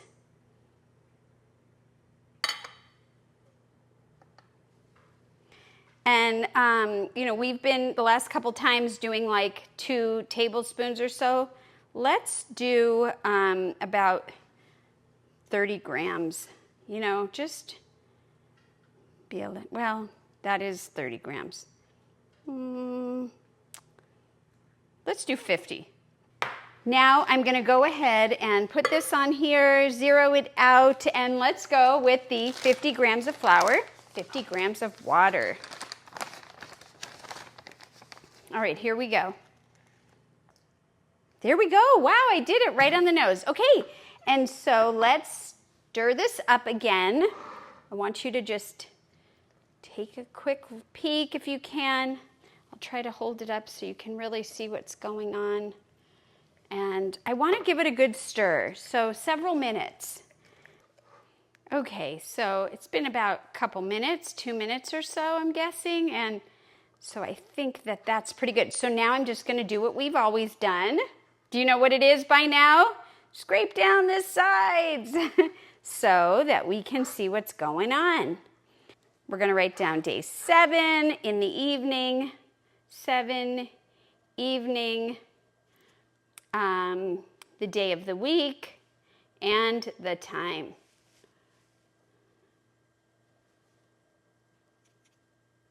Nice. All right, she's ready to be tucked in. Whoops. And I'm just gonna go ahead and just wipe the top of this again. Sometimes it gets a little messy, so we're all set. Okay, it is the morning of day 8 and I'm a little late, and so I want to go ahead and get our Jane out of its place. Whoa. Okay. Wow. A lot has happened. Let me bring her over. The temperature is at 80 degrees Fahrenheit and 27 degrees Celsius. I'm going to take her little blanket off. Let's wipe this down. Wow. Okay. Oh my goodness. So you can see that we started here on the band, and it is about here now where this second rubber band is, but it was as high as way up here, and it looks like it was rising very, very high, and it looks like it fell. And that's not a bad thing. That just means that I may have missed the perfect window for feeding. But that's okay. Let's take the lid off. Oh, wow. Yeah, it smells very yeasty to me. It's a different look. It's kind of dry looking. Look at this. See how it's like crackly looking? That's interesting. And around the whole outside of the jar, I see lots of pockets of air and signs of fermentation. So let's go ahead and poke it and check out like the texture here. So I'm just giving it a big, nice stir. And so even just taking this and stirring it and looking in here, I can see some activity. Little tiny, very hard. I don't know that it's big enough for me to show you. And it's not a lot, it was just for a minute. So anyhow, what I'm gonna do is I am gonna go ahead and get the second jar that I started of the discard. I'm gonna zero it out. Let's add to this. I'm gonna go ahead and take out like 30 grams again. There we go. 30 grams. There's still quite a bit in here. So let me put this up here on the scale, zero it out. We're gonna start with the brown rice flour. And again, we're just gonna continue to do the same thing. 50 grams of flour, here we go. Perfect, 50 grams of flour. I have my warmed up water right here. Filtered water. I'm going to go with another 50 grams with the water. And now, stir, stir, stir. Here we go. Let's see how the feeding goes. Okay, so that's been a couple of minutes.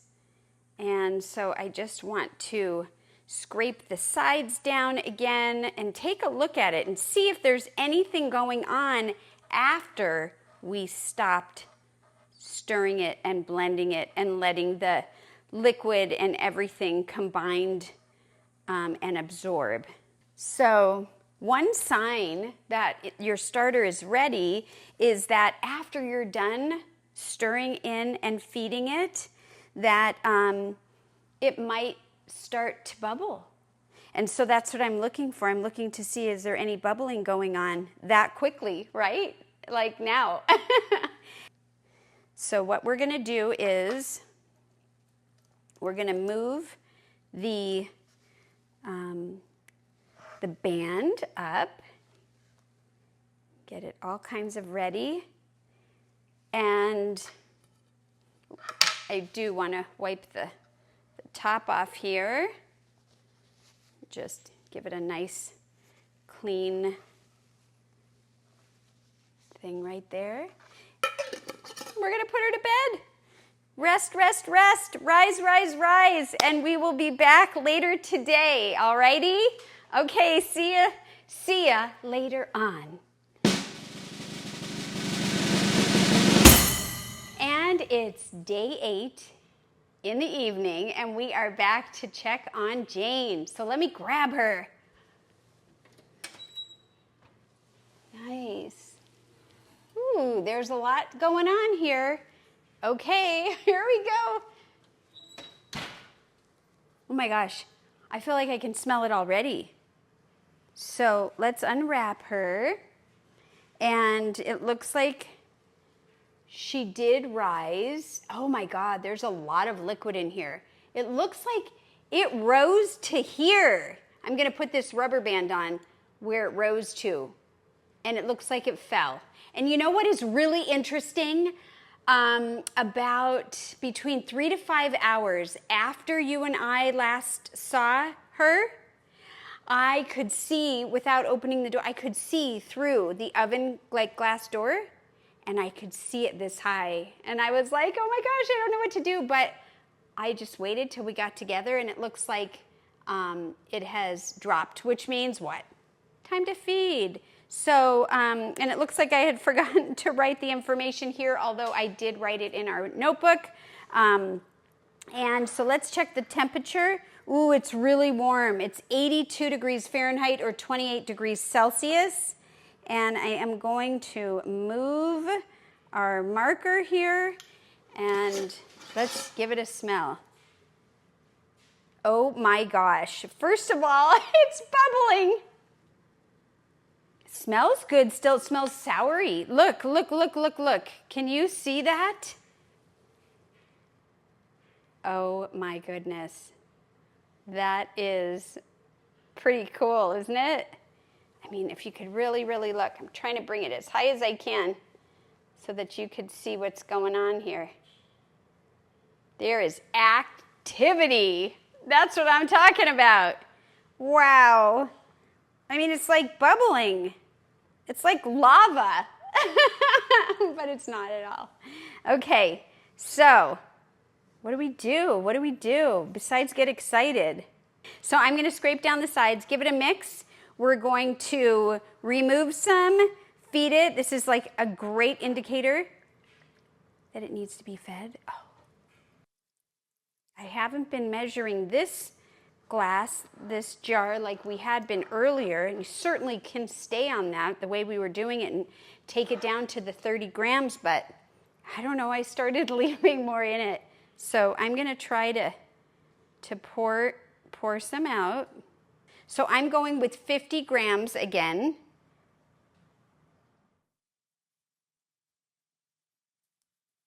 And that's 24, so we've got a little bit more. It looks like I'm going to have to get more brown rice flour.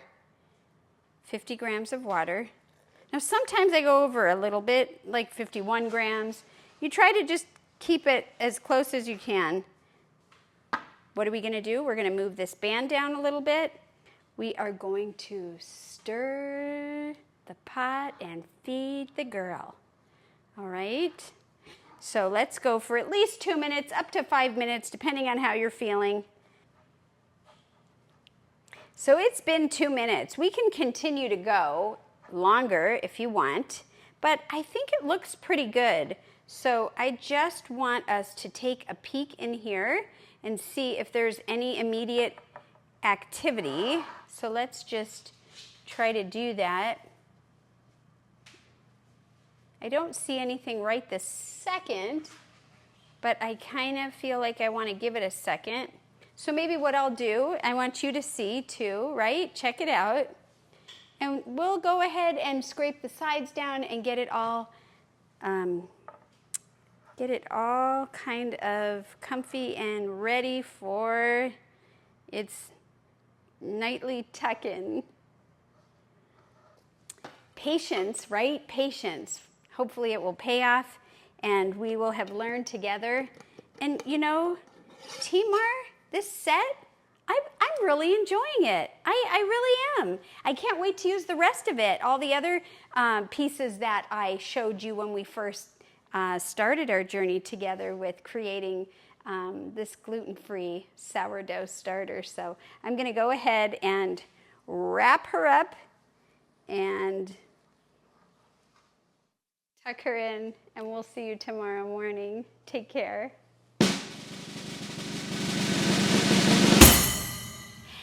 hey, it's time. We are going to attempt to make our very first loaf of brown rice floured sourdough starter sourdough. Okay, so we have this beautiful starter that we've been working on, and I just am so excited. Can you see, let me move these bowls out of the way that we're going to be using, but can you see that this started right down here and it is now up here where this rubber band is? Can you see it? Which we don't even really need this rubber band, but I just kind of wanted to show you. Oh my goodness. I mean, that is a couple of inches. And that is the exciting part of this. Now, this was fed and rested, and this is a great indication within just a few hours of it being fed, the growth that has happened, that it's ready. Now, what you could do is you could take some out, which we're going to do, and we're going to put that aside to use to make our bread. But if you, let's say, wanted to make it tomorrow, or you weren't ready yet, you could definitely take some out like you did the discard, refeed it, and then put it in the refrigerator. Now, when you put it in the refrigerator, that starts the, it has food, right? And it starts the starter to kind of go to sleep. So its digestion, so to speak, is slower, and then you don't have to feed it as often. Or you could keep letting it go like this for a few more days, and then do this. So you've got some options, but I think we're going to do this right now. So here we go. I just want to take a peek. It's at 78 degrees, 26 degrees Celsius, 78 Fahrenheit. It is definitely showing all kinds of bubbles. Can you see the bubbles? I wonder if you could really see the bubbles. Not sure if you could really see the bubbles or not. Oh, but there are definitely bubbles, and this is gigantic in growth, and it's very, very kind of almost dome-like at the top. So let's open this. Yeah, it's got a sour smell, which is what we want, and it kind of looks like, I don't know, what do you think? It's just kind of like a pattern on the top. Can you see that?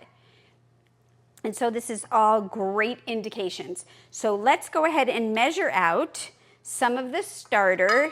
I am going to take about a cup out of here, and that's what we're going to use.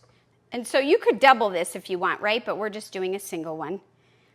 By the end of all of this scrapey, it's measuring 270 grams on the nose. Okay, so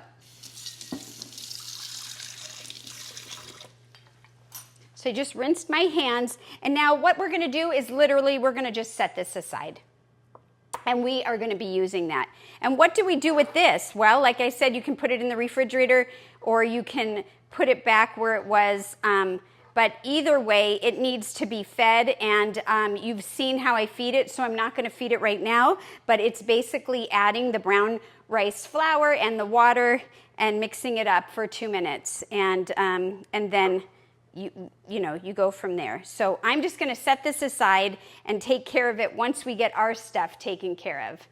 Okay, so we set that aside. We have our starter that we're going to use to make the bread right here that we just measured, and I'm just going to move this over here.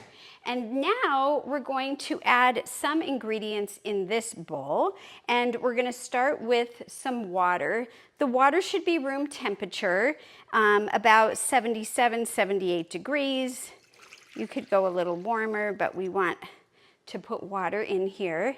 And then the next thing we're going to use is actually, I'm going to use some date sugar. Now you might be like, wait a minute, Jennifer doesn't eat sugar. No, I don't eat sugar, not intentionally, right? And not the processed sugars. But This is called date sugar, but I'm going to read you what it is. The ingredients is organic, dried, ground up dates. And I do love my date syrup, and I do love my dates. So if you have this, you could use this. You could use date syrup, I guess, but the reason I decided to go with the date sugar instead is because it is a very dark colored date syrup, and I think that it could affect the color of the bread. The other thing that you could do in place of this, if you didn't have this, is you could use maple syrup. But we're gonna go ahead and use date sugar, which is dehydrated dates, which is super cool and brand new to me. I have never used this before. So anyways, I'm gonna go ahead and pour some of that in here in the water.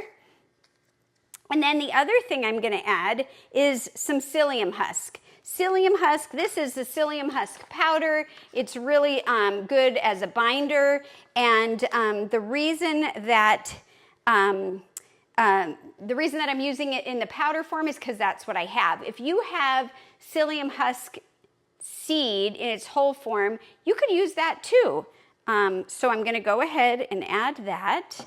And then I'm gonna add some applesauce. You could get store-bought applesauce as long as you check the ingredients and make sure that it's unsweetened, just plain old applesauce with, just check and make sure with the ingredients. Or if you make homemade applesauce, well, there you go. That would be even better. And so sometimes if I don't have homemade applesauce, sometimes I like to make it and put it in the freezer. Oh my gosh, when my grandbabies were little, they had me making it a ton at a time because they just loved the homemade applesauce. But sometimes I'll even get the little ones that are like 6 in a pack. They're organic, they're unsweetened, and they are about a half a cup each. And so that you're not wasting a lot because you don't need so much. And then I'm basically just going to mix this up really, really well, or as best as we can. And then what you want to do is we're going to set it aside because we want it to turn into a gel. And I can already see that it's thickening and turning into a gel already. And the reason that that's happening is from the psyllium husk. And I'm just going to kind of see if I can just make sure that I don't have any clumps. So you don't want to overmix this too much either with the psyllium husk. And I'm going to say this is good. So I'm going to set this one aside and I'm going to rinse this off. Okay, so I have the whisk setting aside, and now the next thing we're gonna do is grab another bowl, and as you see, I have this little, little colander, it's not a colander, but a strainer kind of thing. I'm gonna use it as a sifter, so if you have a sifter, that's great. If you don't wanna sift, that's okay. But sifting the dry ingredients, the rest of it that I'm gonna show you that we're gonna use, really helps to make sure that there aren't any clumps or chunks, and maybe I should have done that with the date sugar, and so note to self next time. But the next thing that we're going to be using is we're going to use quinoa flour. Now, all of this is gluten-free, and if you don't have quinoa flour, you can use chickpea flour, you could use oatmeal flour that you can make yourself, but depending on if you're sensitive to certain things, you could even use the sorghum flour, which I couldn't find at the store this time. So I went ahead, I already had some of the quinoa flour, so I'm adding that. And then in this bowl, I have a combination of the brown rice flour, which we've been using, and I have some other flours here. I've got tapioca flour and some potato starch.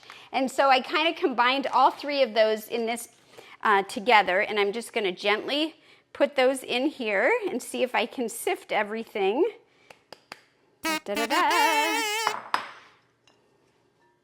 And it also helps make it a fine powder. Look at that, isn't that pretty?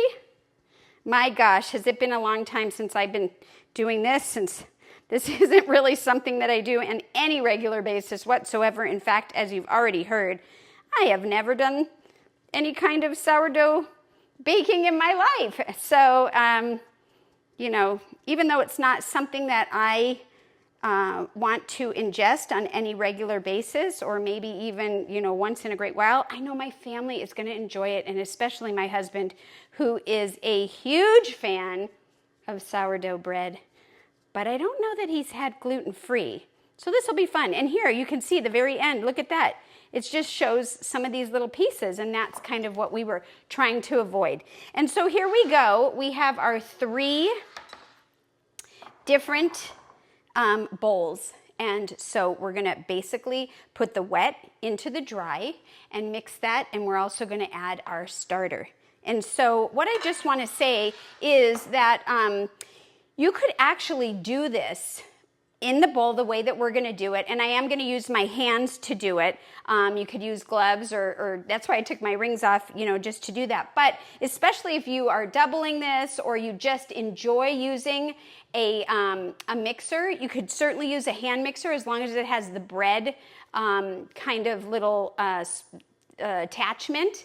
But I thought, well, I wanted to pull out what I have. I haven't used them in a long time, and just share for a minute some other options. And so, you know, some people have really big industrial. I have this countertop KitchenAid, and this is kind of fun, you know, and let's see if I can just show that this is one type of dough blade, and some of them, I think this is a dough blade. Maybe this isn't even the right blade. Do you know what? This is not the right blade. I need to show you the right one. Hang on.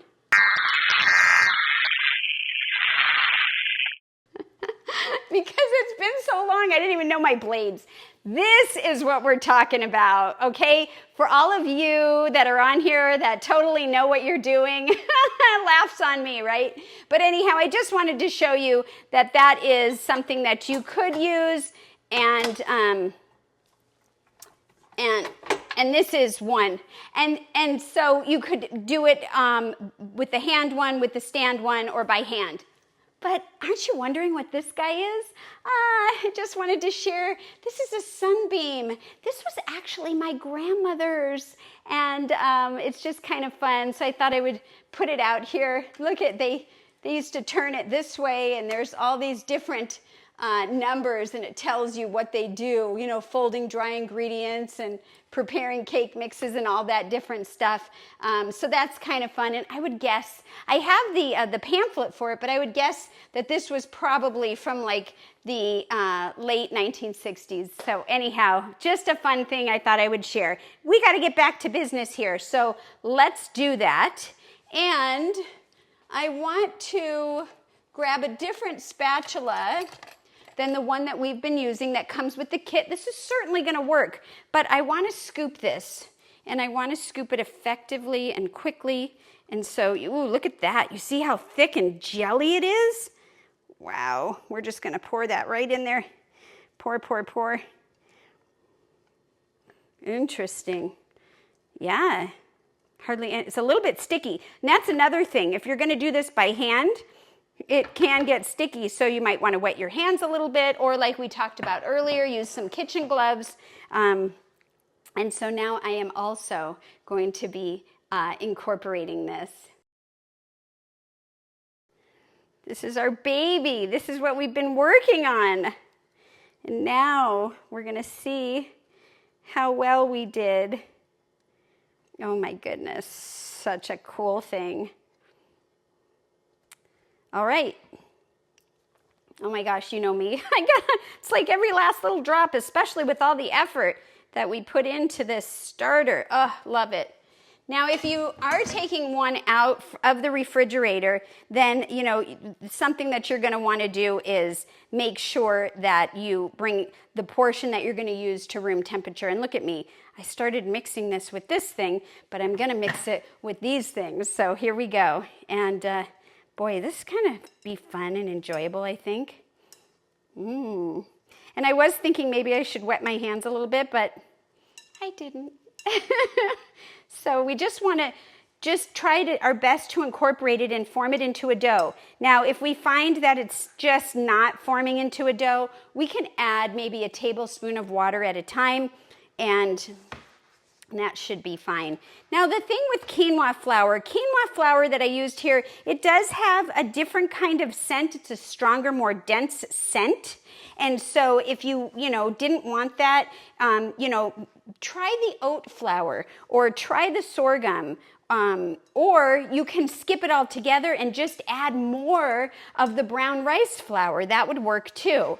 So either way, I think you're in good shape. But I can smell the difference. I can smell a little bit more of the quinoa flour, and I knew that could happen, but I just wanted to use it because it's what I had in the house, and I'm a big fan of using up what I have if I have things that will work. All right, look at this. This is great. This is like playtime.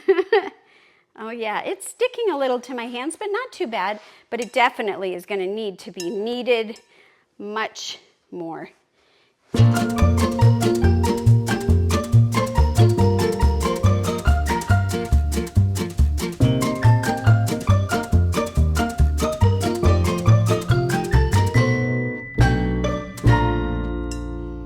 This is also a really good workout. I love to use the kitchen as a place to work out and really get in there, which is another reason that I wanted to use my hands. And this also brings me kind of down a memory lane. I don't know if you haven't been doing something like this anytime recently, reminds me of maybe making dough with my kids, or even as a kid with my grandmother and other family members, and even friends or in school. So it can be very therapeutic, and it is coming along well. It looks like we've got all the flour incorporated. Ooh, there's a little bit here and there, and that's good. It might be a little sticky, right? Because look at my hands. So this is okay. If this is on here, we can just kind of, just crumble it off. But we did not need to add any more water. We just needed patience and a little time. And this looks like dough, doesn't it? Wow. And you know what? I do see, look, a little bit of that gel. So I think next time I would definitely recommend taking, if you're using the date sugar, and sifting it just before you add it into the bowl, just to make sure that it's really, really fine and that you don't have any little pieces. But this looks good. Let's just take a minute, right? Look at this. Wow. And so the next thing we're going to do is we're going to want to just,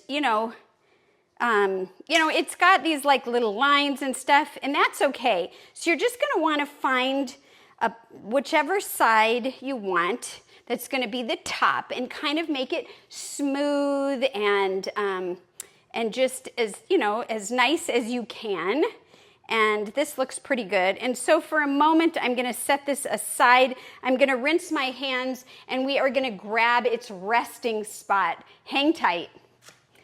Okay, so I've got my hands back, and I just want to bring over some of the other things that we're going to be using, which we have this beautiful silicone bowl that we talked about and haven't seen in a while, but I showed you when we did the unveiling. And then we also have it in this shape. And so depending on, maybe your bread is, you have 2 loaves, you doubled it, so you could put one in the loaf pan, you could put one in the round bowl. If you have one, you can just choose whichever one you want. I'm excited to try the round one, so let's do that. And that clanging that you hear is just, I have some scoops in here that I didn't take out. So anyways, what we want to do is, I'm going to just go ahead and dust the inside of this. Do you have to do that? Probably not, because it's silicone, but I'm just going to do it. What the heck? So I'm going to use this for it. I'm just going to sprinkle a little bit at the bottom and just kind of brush it around. Do I really need to? But like I said, I just wanted to little dusting, just a pinch or so. And it's the same flour, right? The brown rice flour, so it's not like, it's nothing different than what we have been using. All right, so I just want to take this out here, just to look at it for a minute. Isn't it beautiful? I'm so proud of it, right? And so, you know, you just want to make sure that all the sides that you want to use, that all the, you know, everything looks good. Because what we're going to do is we're going to put the side that looks the nicest and we're going to turn it upside down, because this is actually going to be the top of our bread. And so you can use this cool scraper if you have 2 loaves to cut it, or if you decide that you don't want to do 1 loaf and you want to make like buns or any smaller increments. This thing is a great chopper as well as a scooper. I'm not using it to chop, but I am kind of using it to scoop and just turn a little bit. I just really like just to kind of make sure that I think everything looks good. Another thing you could do if you wanted is you could probably, well, I was going to say you could probably put a little tiny bit of just a little bit of water over the top, but no, I'm just going to leave it the way it is. And so what we want to do is we want to go ahead right now and take this. I'm just so excited, you guys. If you've been doing this with me, we did so good. And I'm just going to turn it upside down and set it right in the bowl. Oh, so nice. And just get her all comfy. And then you can see, right? It's kind of, it's quite a bit below the surface level. And so I want to grab a towel. I've got this cute little towel. It's yellow too, and it says, "Love people, cook them tasty food." I actually got this when I was in Japan many, many years ago, and gosh, I just think it's so great. And so whatever kind of clean towel that you have, if you don't have a clean towel that you could use, you could put this whole thing in a big enough, like, you know, plastic kind of Ziploc bag, but I personally try not to do too many plastic things if I can, and since I had this, I thought I would use it. So I'm just kind of tucking her in. It is not being pushed. It's just gently kind of tucked in. And I am going to now put it aside, and we are going to let it rise and just rest and do its magic anywhere from 3 to 5 hours from now. And what is going to happen is it's just going to rise, not, you know, it's just going to rise not quite double. It's going to be slightly, maybe about 1/2 to 1 inch in height from where it is. And so as long as we see that it has expanded, then we're in good shape. So I'm going to go put her down, and I'm going to come back, and we're going to finish this up. All right? See you soon.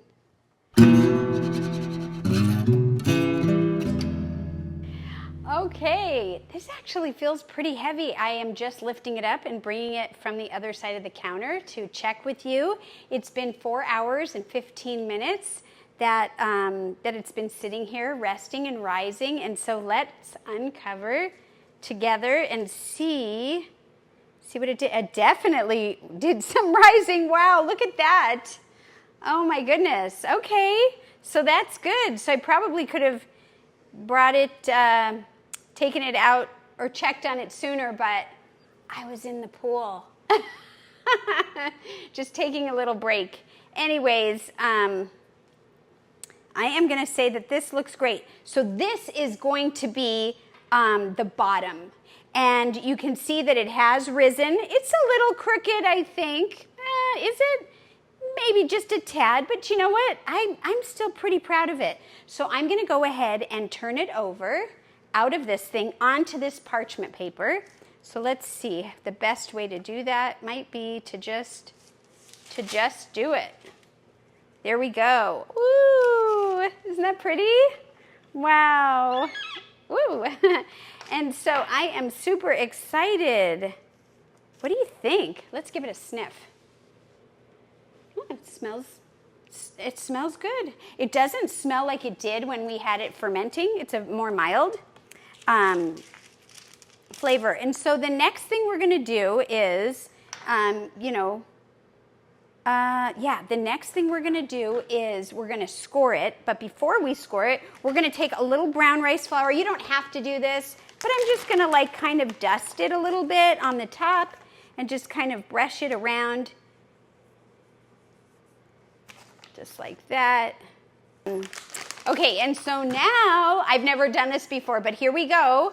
I put the blade on, the blade that I couldn't find at first, and so we're just gonna score it. So you can make any kind of design you want, I guess. You can kind of make a swirl design, or you can make like a line down the middle or whatever. So I don't know, let's see what I end up doing. I am going to just, and you wanna go about a 1/4 inch deep. And so I just made a line there. And I think I'm also gonna make some lines going this way, this way, this way. And I guess there's all kinds of designs that you could do online. I don't know. I'm kind of feeling like maybe I'll just do a few of these.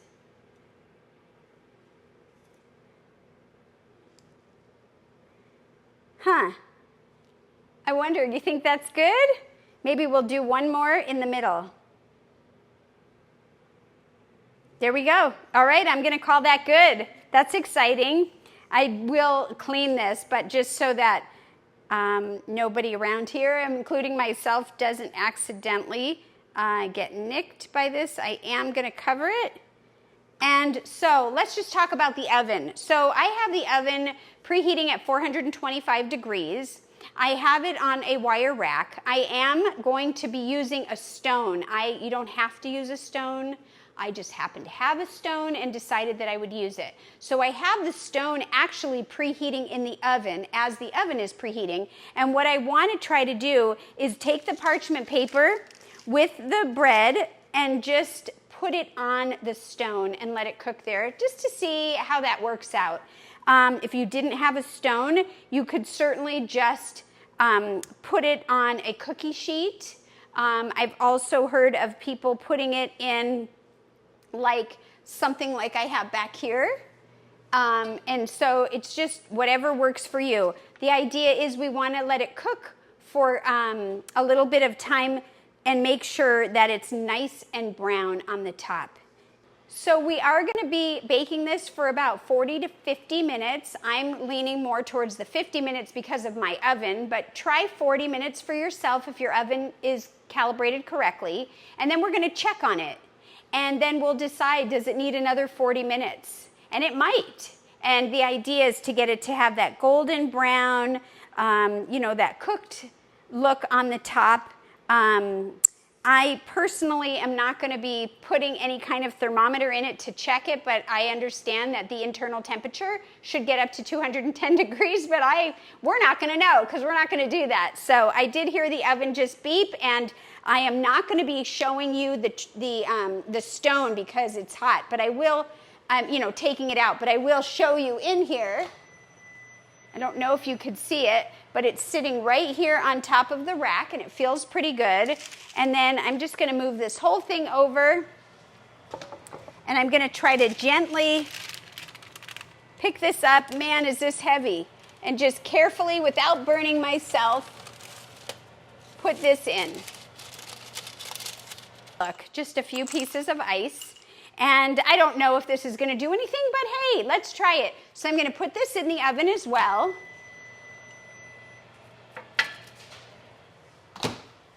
And that's it. We're going to put it on our timer.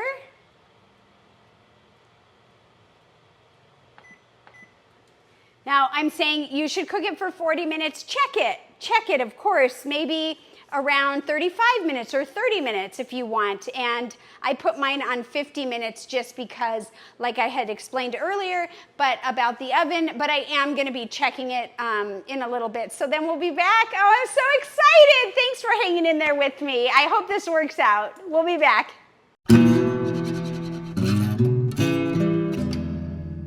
Okay, I did want to take a few minutes just to let you know that I think the best way that I could have tried to do this is in one of these Dutch ovens, right?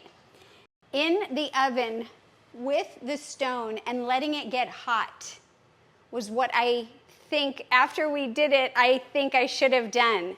And so what I would have done if I had done that was taken the parchment paper and lined it in this pot with this being hot. So let it sit in there, get hot and preheat, and then take it out carefully. Line it with the parchment paper. Put the bread, the bowl, I think that's how you say it, B-O-U-L-E, in here. And the separation between the parchment paper and this Dutch oven, I could put a couple pieces of ice cubes. Cover it up, put it in there.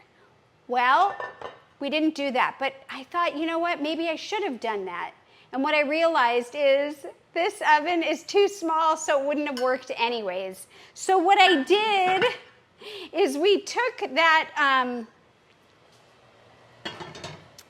that cover, you know, that made the swirl, the pretty bowl, the other one, the shape, the silicone bowl, and we carefully put it on top, because what I was finding a few minutes in is that the top was starting to get too brown, too early. So I covered it up, and I'm hoping to check it with you, and if everything looks good, I can take the cover off at this point and let it cook for the last half an hour or so. Oh my goodness, never a dull moment, right? So let me go ahead and pull that out and check it. Okay. And when I took it out, oh, this doesn't even have any more water in it. When I took it out, this was so hot, and it had the water from the ice, and I picked it up with my bare hands. So be careful, really. It's a good reminder that we should always make sure that we have the right tools, the right gloves, and make sure that we don't touch anything that's hot. So I'm just going to go ahead and see if I could just kind of using, oh my goodness, I'm just going to put this here so you can see. This is real life, people. Oh my gosh. And so it's amazing. It's still hot, but silicone. So let's see what it looks like. Hey! Wow, it's not done. It's smelling good. It's actually looking really good. I'm so impressed. Are you? Did it work for you? Are you doing this with me? Oh my goodness. Okay, so I say we put it back in without the cover, without the pot, without this, and just let it cook a little longer and check it. What if we get to cut into this and it's all good and great? I am going to be so thrilled. Okay, so let's get serious. Not that we weren't. I've been serious this whole time. Okay, so, but let me just get this in here again. I have it on the stone. This is like an imperfect way to put this in here. Now this, of course, is cool at this point, so very carefully do not get burned. I'm going to put it on for another 40 minutes, and we're going to check it, and I hope that it's ready to go. So stay tuned, stay tuned, stay tuned. Thanks for hanging in with me. We'll be back. Okay, so it was another 35 minutes, and I went and just let it sit in the oven and just kind of let it sit in there for a little bit and turned it off. But I want to take it out with you now and check it out.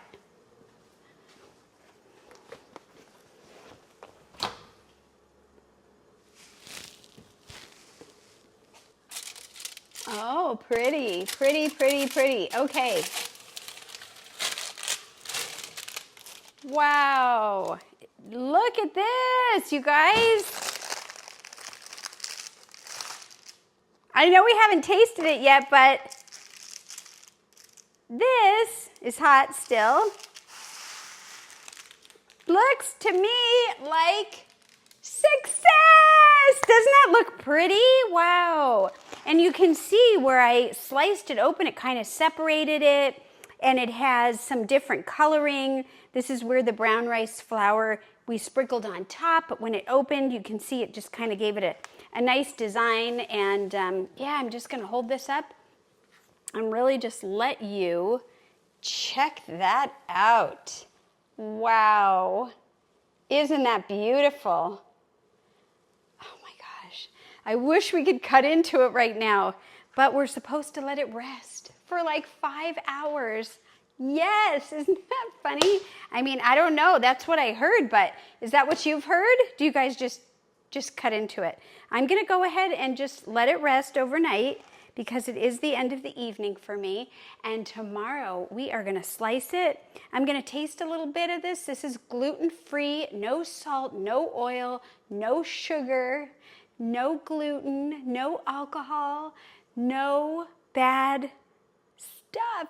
So I can try this, and we're gonna let Todd try it, and if you've made some along with us, let me know what yours tastes like. Give yours a try. Leave a comment below. It's time. So, oh my gosh, after we said goodnight last night, I ended up deciding to place the loaf on this cooling rack.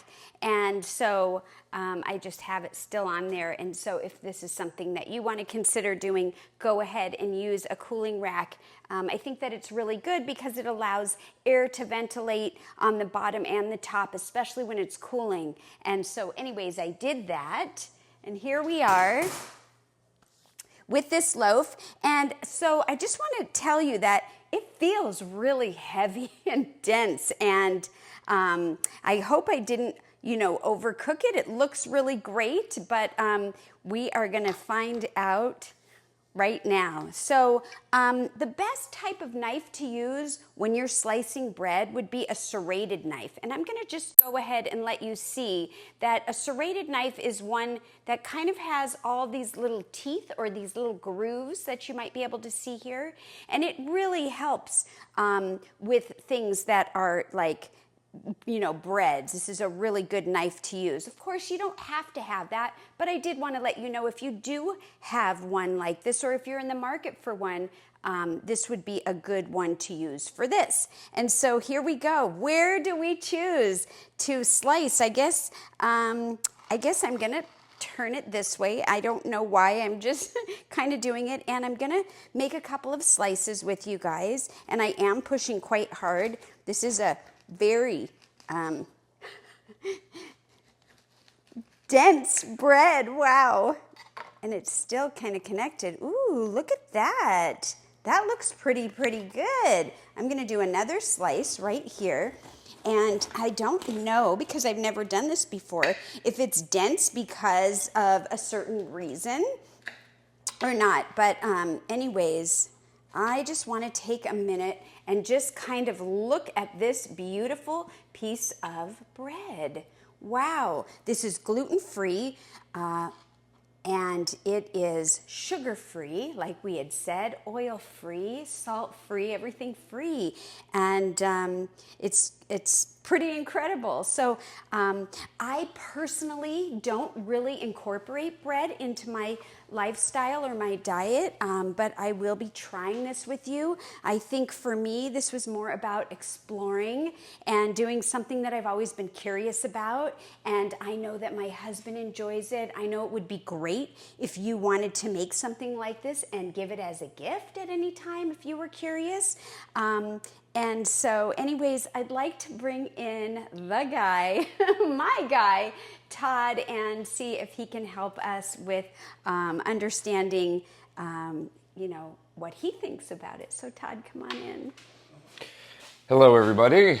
This Hi, is an exciting moment. Isn't it? It really is. I know, I'm a little bit surprised at how, I had to really use my muscles. And anyways. Which are getting quite large. Thank you. So anyways, yeah, look at it. We can cut it into smaller pieces. I'd really like you to share any thoughts or any comments about how it smells, taste, texture, anything even before you taste it. Yeah, so it smells fantastic, and it smelled great coming out of the oven last night. It really did. Now that you've cut into it, it looks really dense inside. It's not quite as airy as I've seen other breads. Yeah, so and I don't know if that's just our our starter or whatever wasn't yeasty enough or airy enough or whatever, but it looks fantastic. Do you know, I did think that there was a possibility of when I was incorporating everything together and forming the ball of dough, that maybe it wasn't sticky enough or stretchy enough, but I didn't really think about that because I thought that would be more in a gluten bread. But so, you know, maybe adding a little more water at that point and manipulating it longer. I'm not sure. Just yeah, and I don't know if this is just the nature of, you know, the brown rice flour. Yeah, I'm not sure. So I know they're kind of thick pieces. I can try to cut it thinner. What do you think? I'll man it up. Okay. Okay, you want an end piece or? No, let's just cut this one into some smaller bite-sized pieces so I'm not chewing for 20 minutes. Okay. I'm trying to finish this. All right, so let's just go like this. Let's just do that. Wow, this certainly does smell good. And I'm going to good taste and sour, it with yeah. you, although this isn't something that I save would the normally crust. eat. I'm going to try the inside first. I'm just going to do the Okay, whole thing. It's a little spongy. And It is kind of spongy. Look, let me just show that. Yeah, are you doing it? Yeah, whatever, go ahead. I'm going to go with you. dense and spongy. Not bad. It's gluten-free, salt-free, everything-free bread. There's definitely a sour note to it. I was just going to say, I taste a sourness to it. It's great. Yep. I can tell that there's no salt in this. Yeah, 100%. I can tell. Or sugar or any of the So other stuff. this makes me aware of when I eat or when I have in the past had any kind of sourdough of any sort, that there actually is a component of flavor with the salt. There's very clearly no salt in it. Yeah. So, Let's try the crust. oh, I already did, but I'll do it again with you. I did the whole thing. I don't separate them. Okay. Yep, still tastes the same.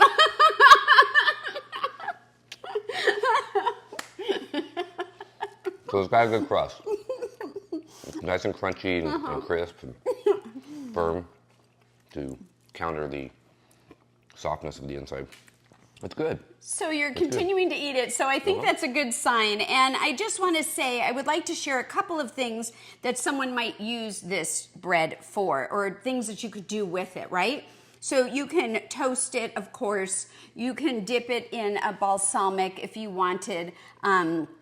You can make an avocado toast with it, where you can either have it this way or toast it, spread avocado on it, and you could even put some hemp seeds and a California balsamic, any fig or any other kind of natural jam that you might make with fresh fruit or whatnot, or one that you buy that doesn't have added sugars. You could do chop it up, put it back in the oven for a little bit, make croutons. You can add to salads. You could dip it in soup. But I wouldn't make this the main stage, the main dish. I would use it like in all of those other things. And I just, for fun, am going to plate it on this plate that I have here, because you know me, I always want us to incorporate more greens. And so I really appreciate you stepping in. You're the one that's going to be having fun with this mostly. And I thank you all for hanging in there with this long video. We really appreciate it. I do want to say one more thing before we leave, and that is my thoughts on the TeeMars product. Oh, yeah. I have it kind of behind you. Here, you know, most of the stuff that we used. And I just want to say, for not really having any experience or anything to compare it with, I thought it was really great. I enjoyed using their products, and I would recommend, if you're going to be into this, even if you only do it one time to try it, or if it's something that's ongoing. I'm pleasantly surprised, and I appreciate it. Thank you, TeeMars. So anyways, don't forget to eat your greens, everyone. We really appreciate your time, and give plants a chance. We'll see you next time. Take care. Bye-bye now. Bye.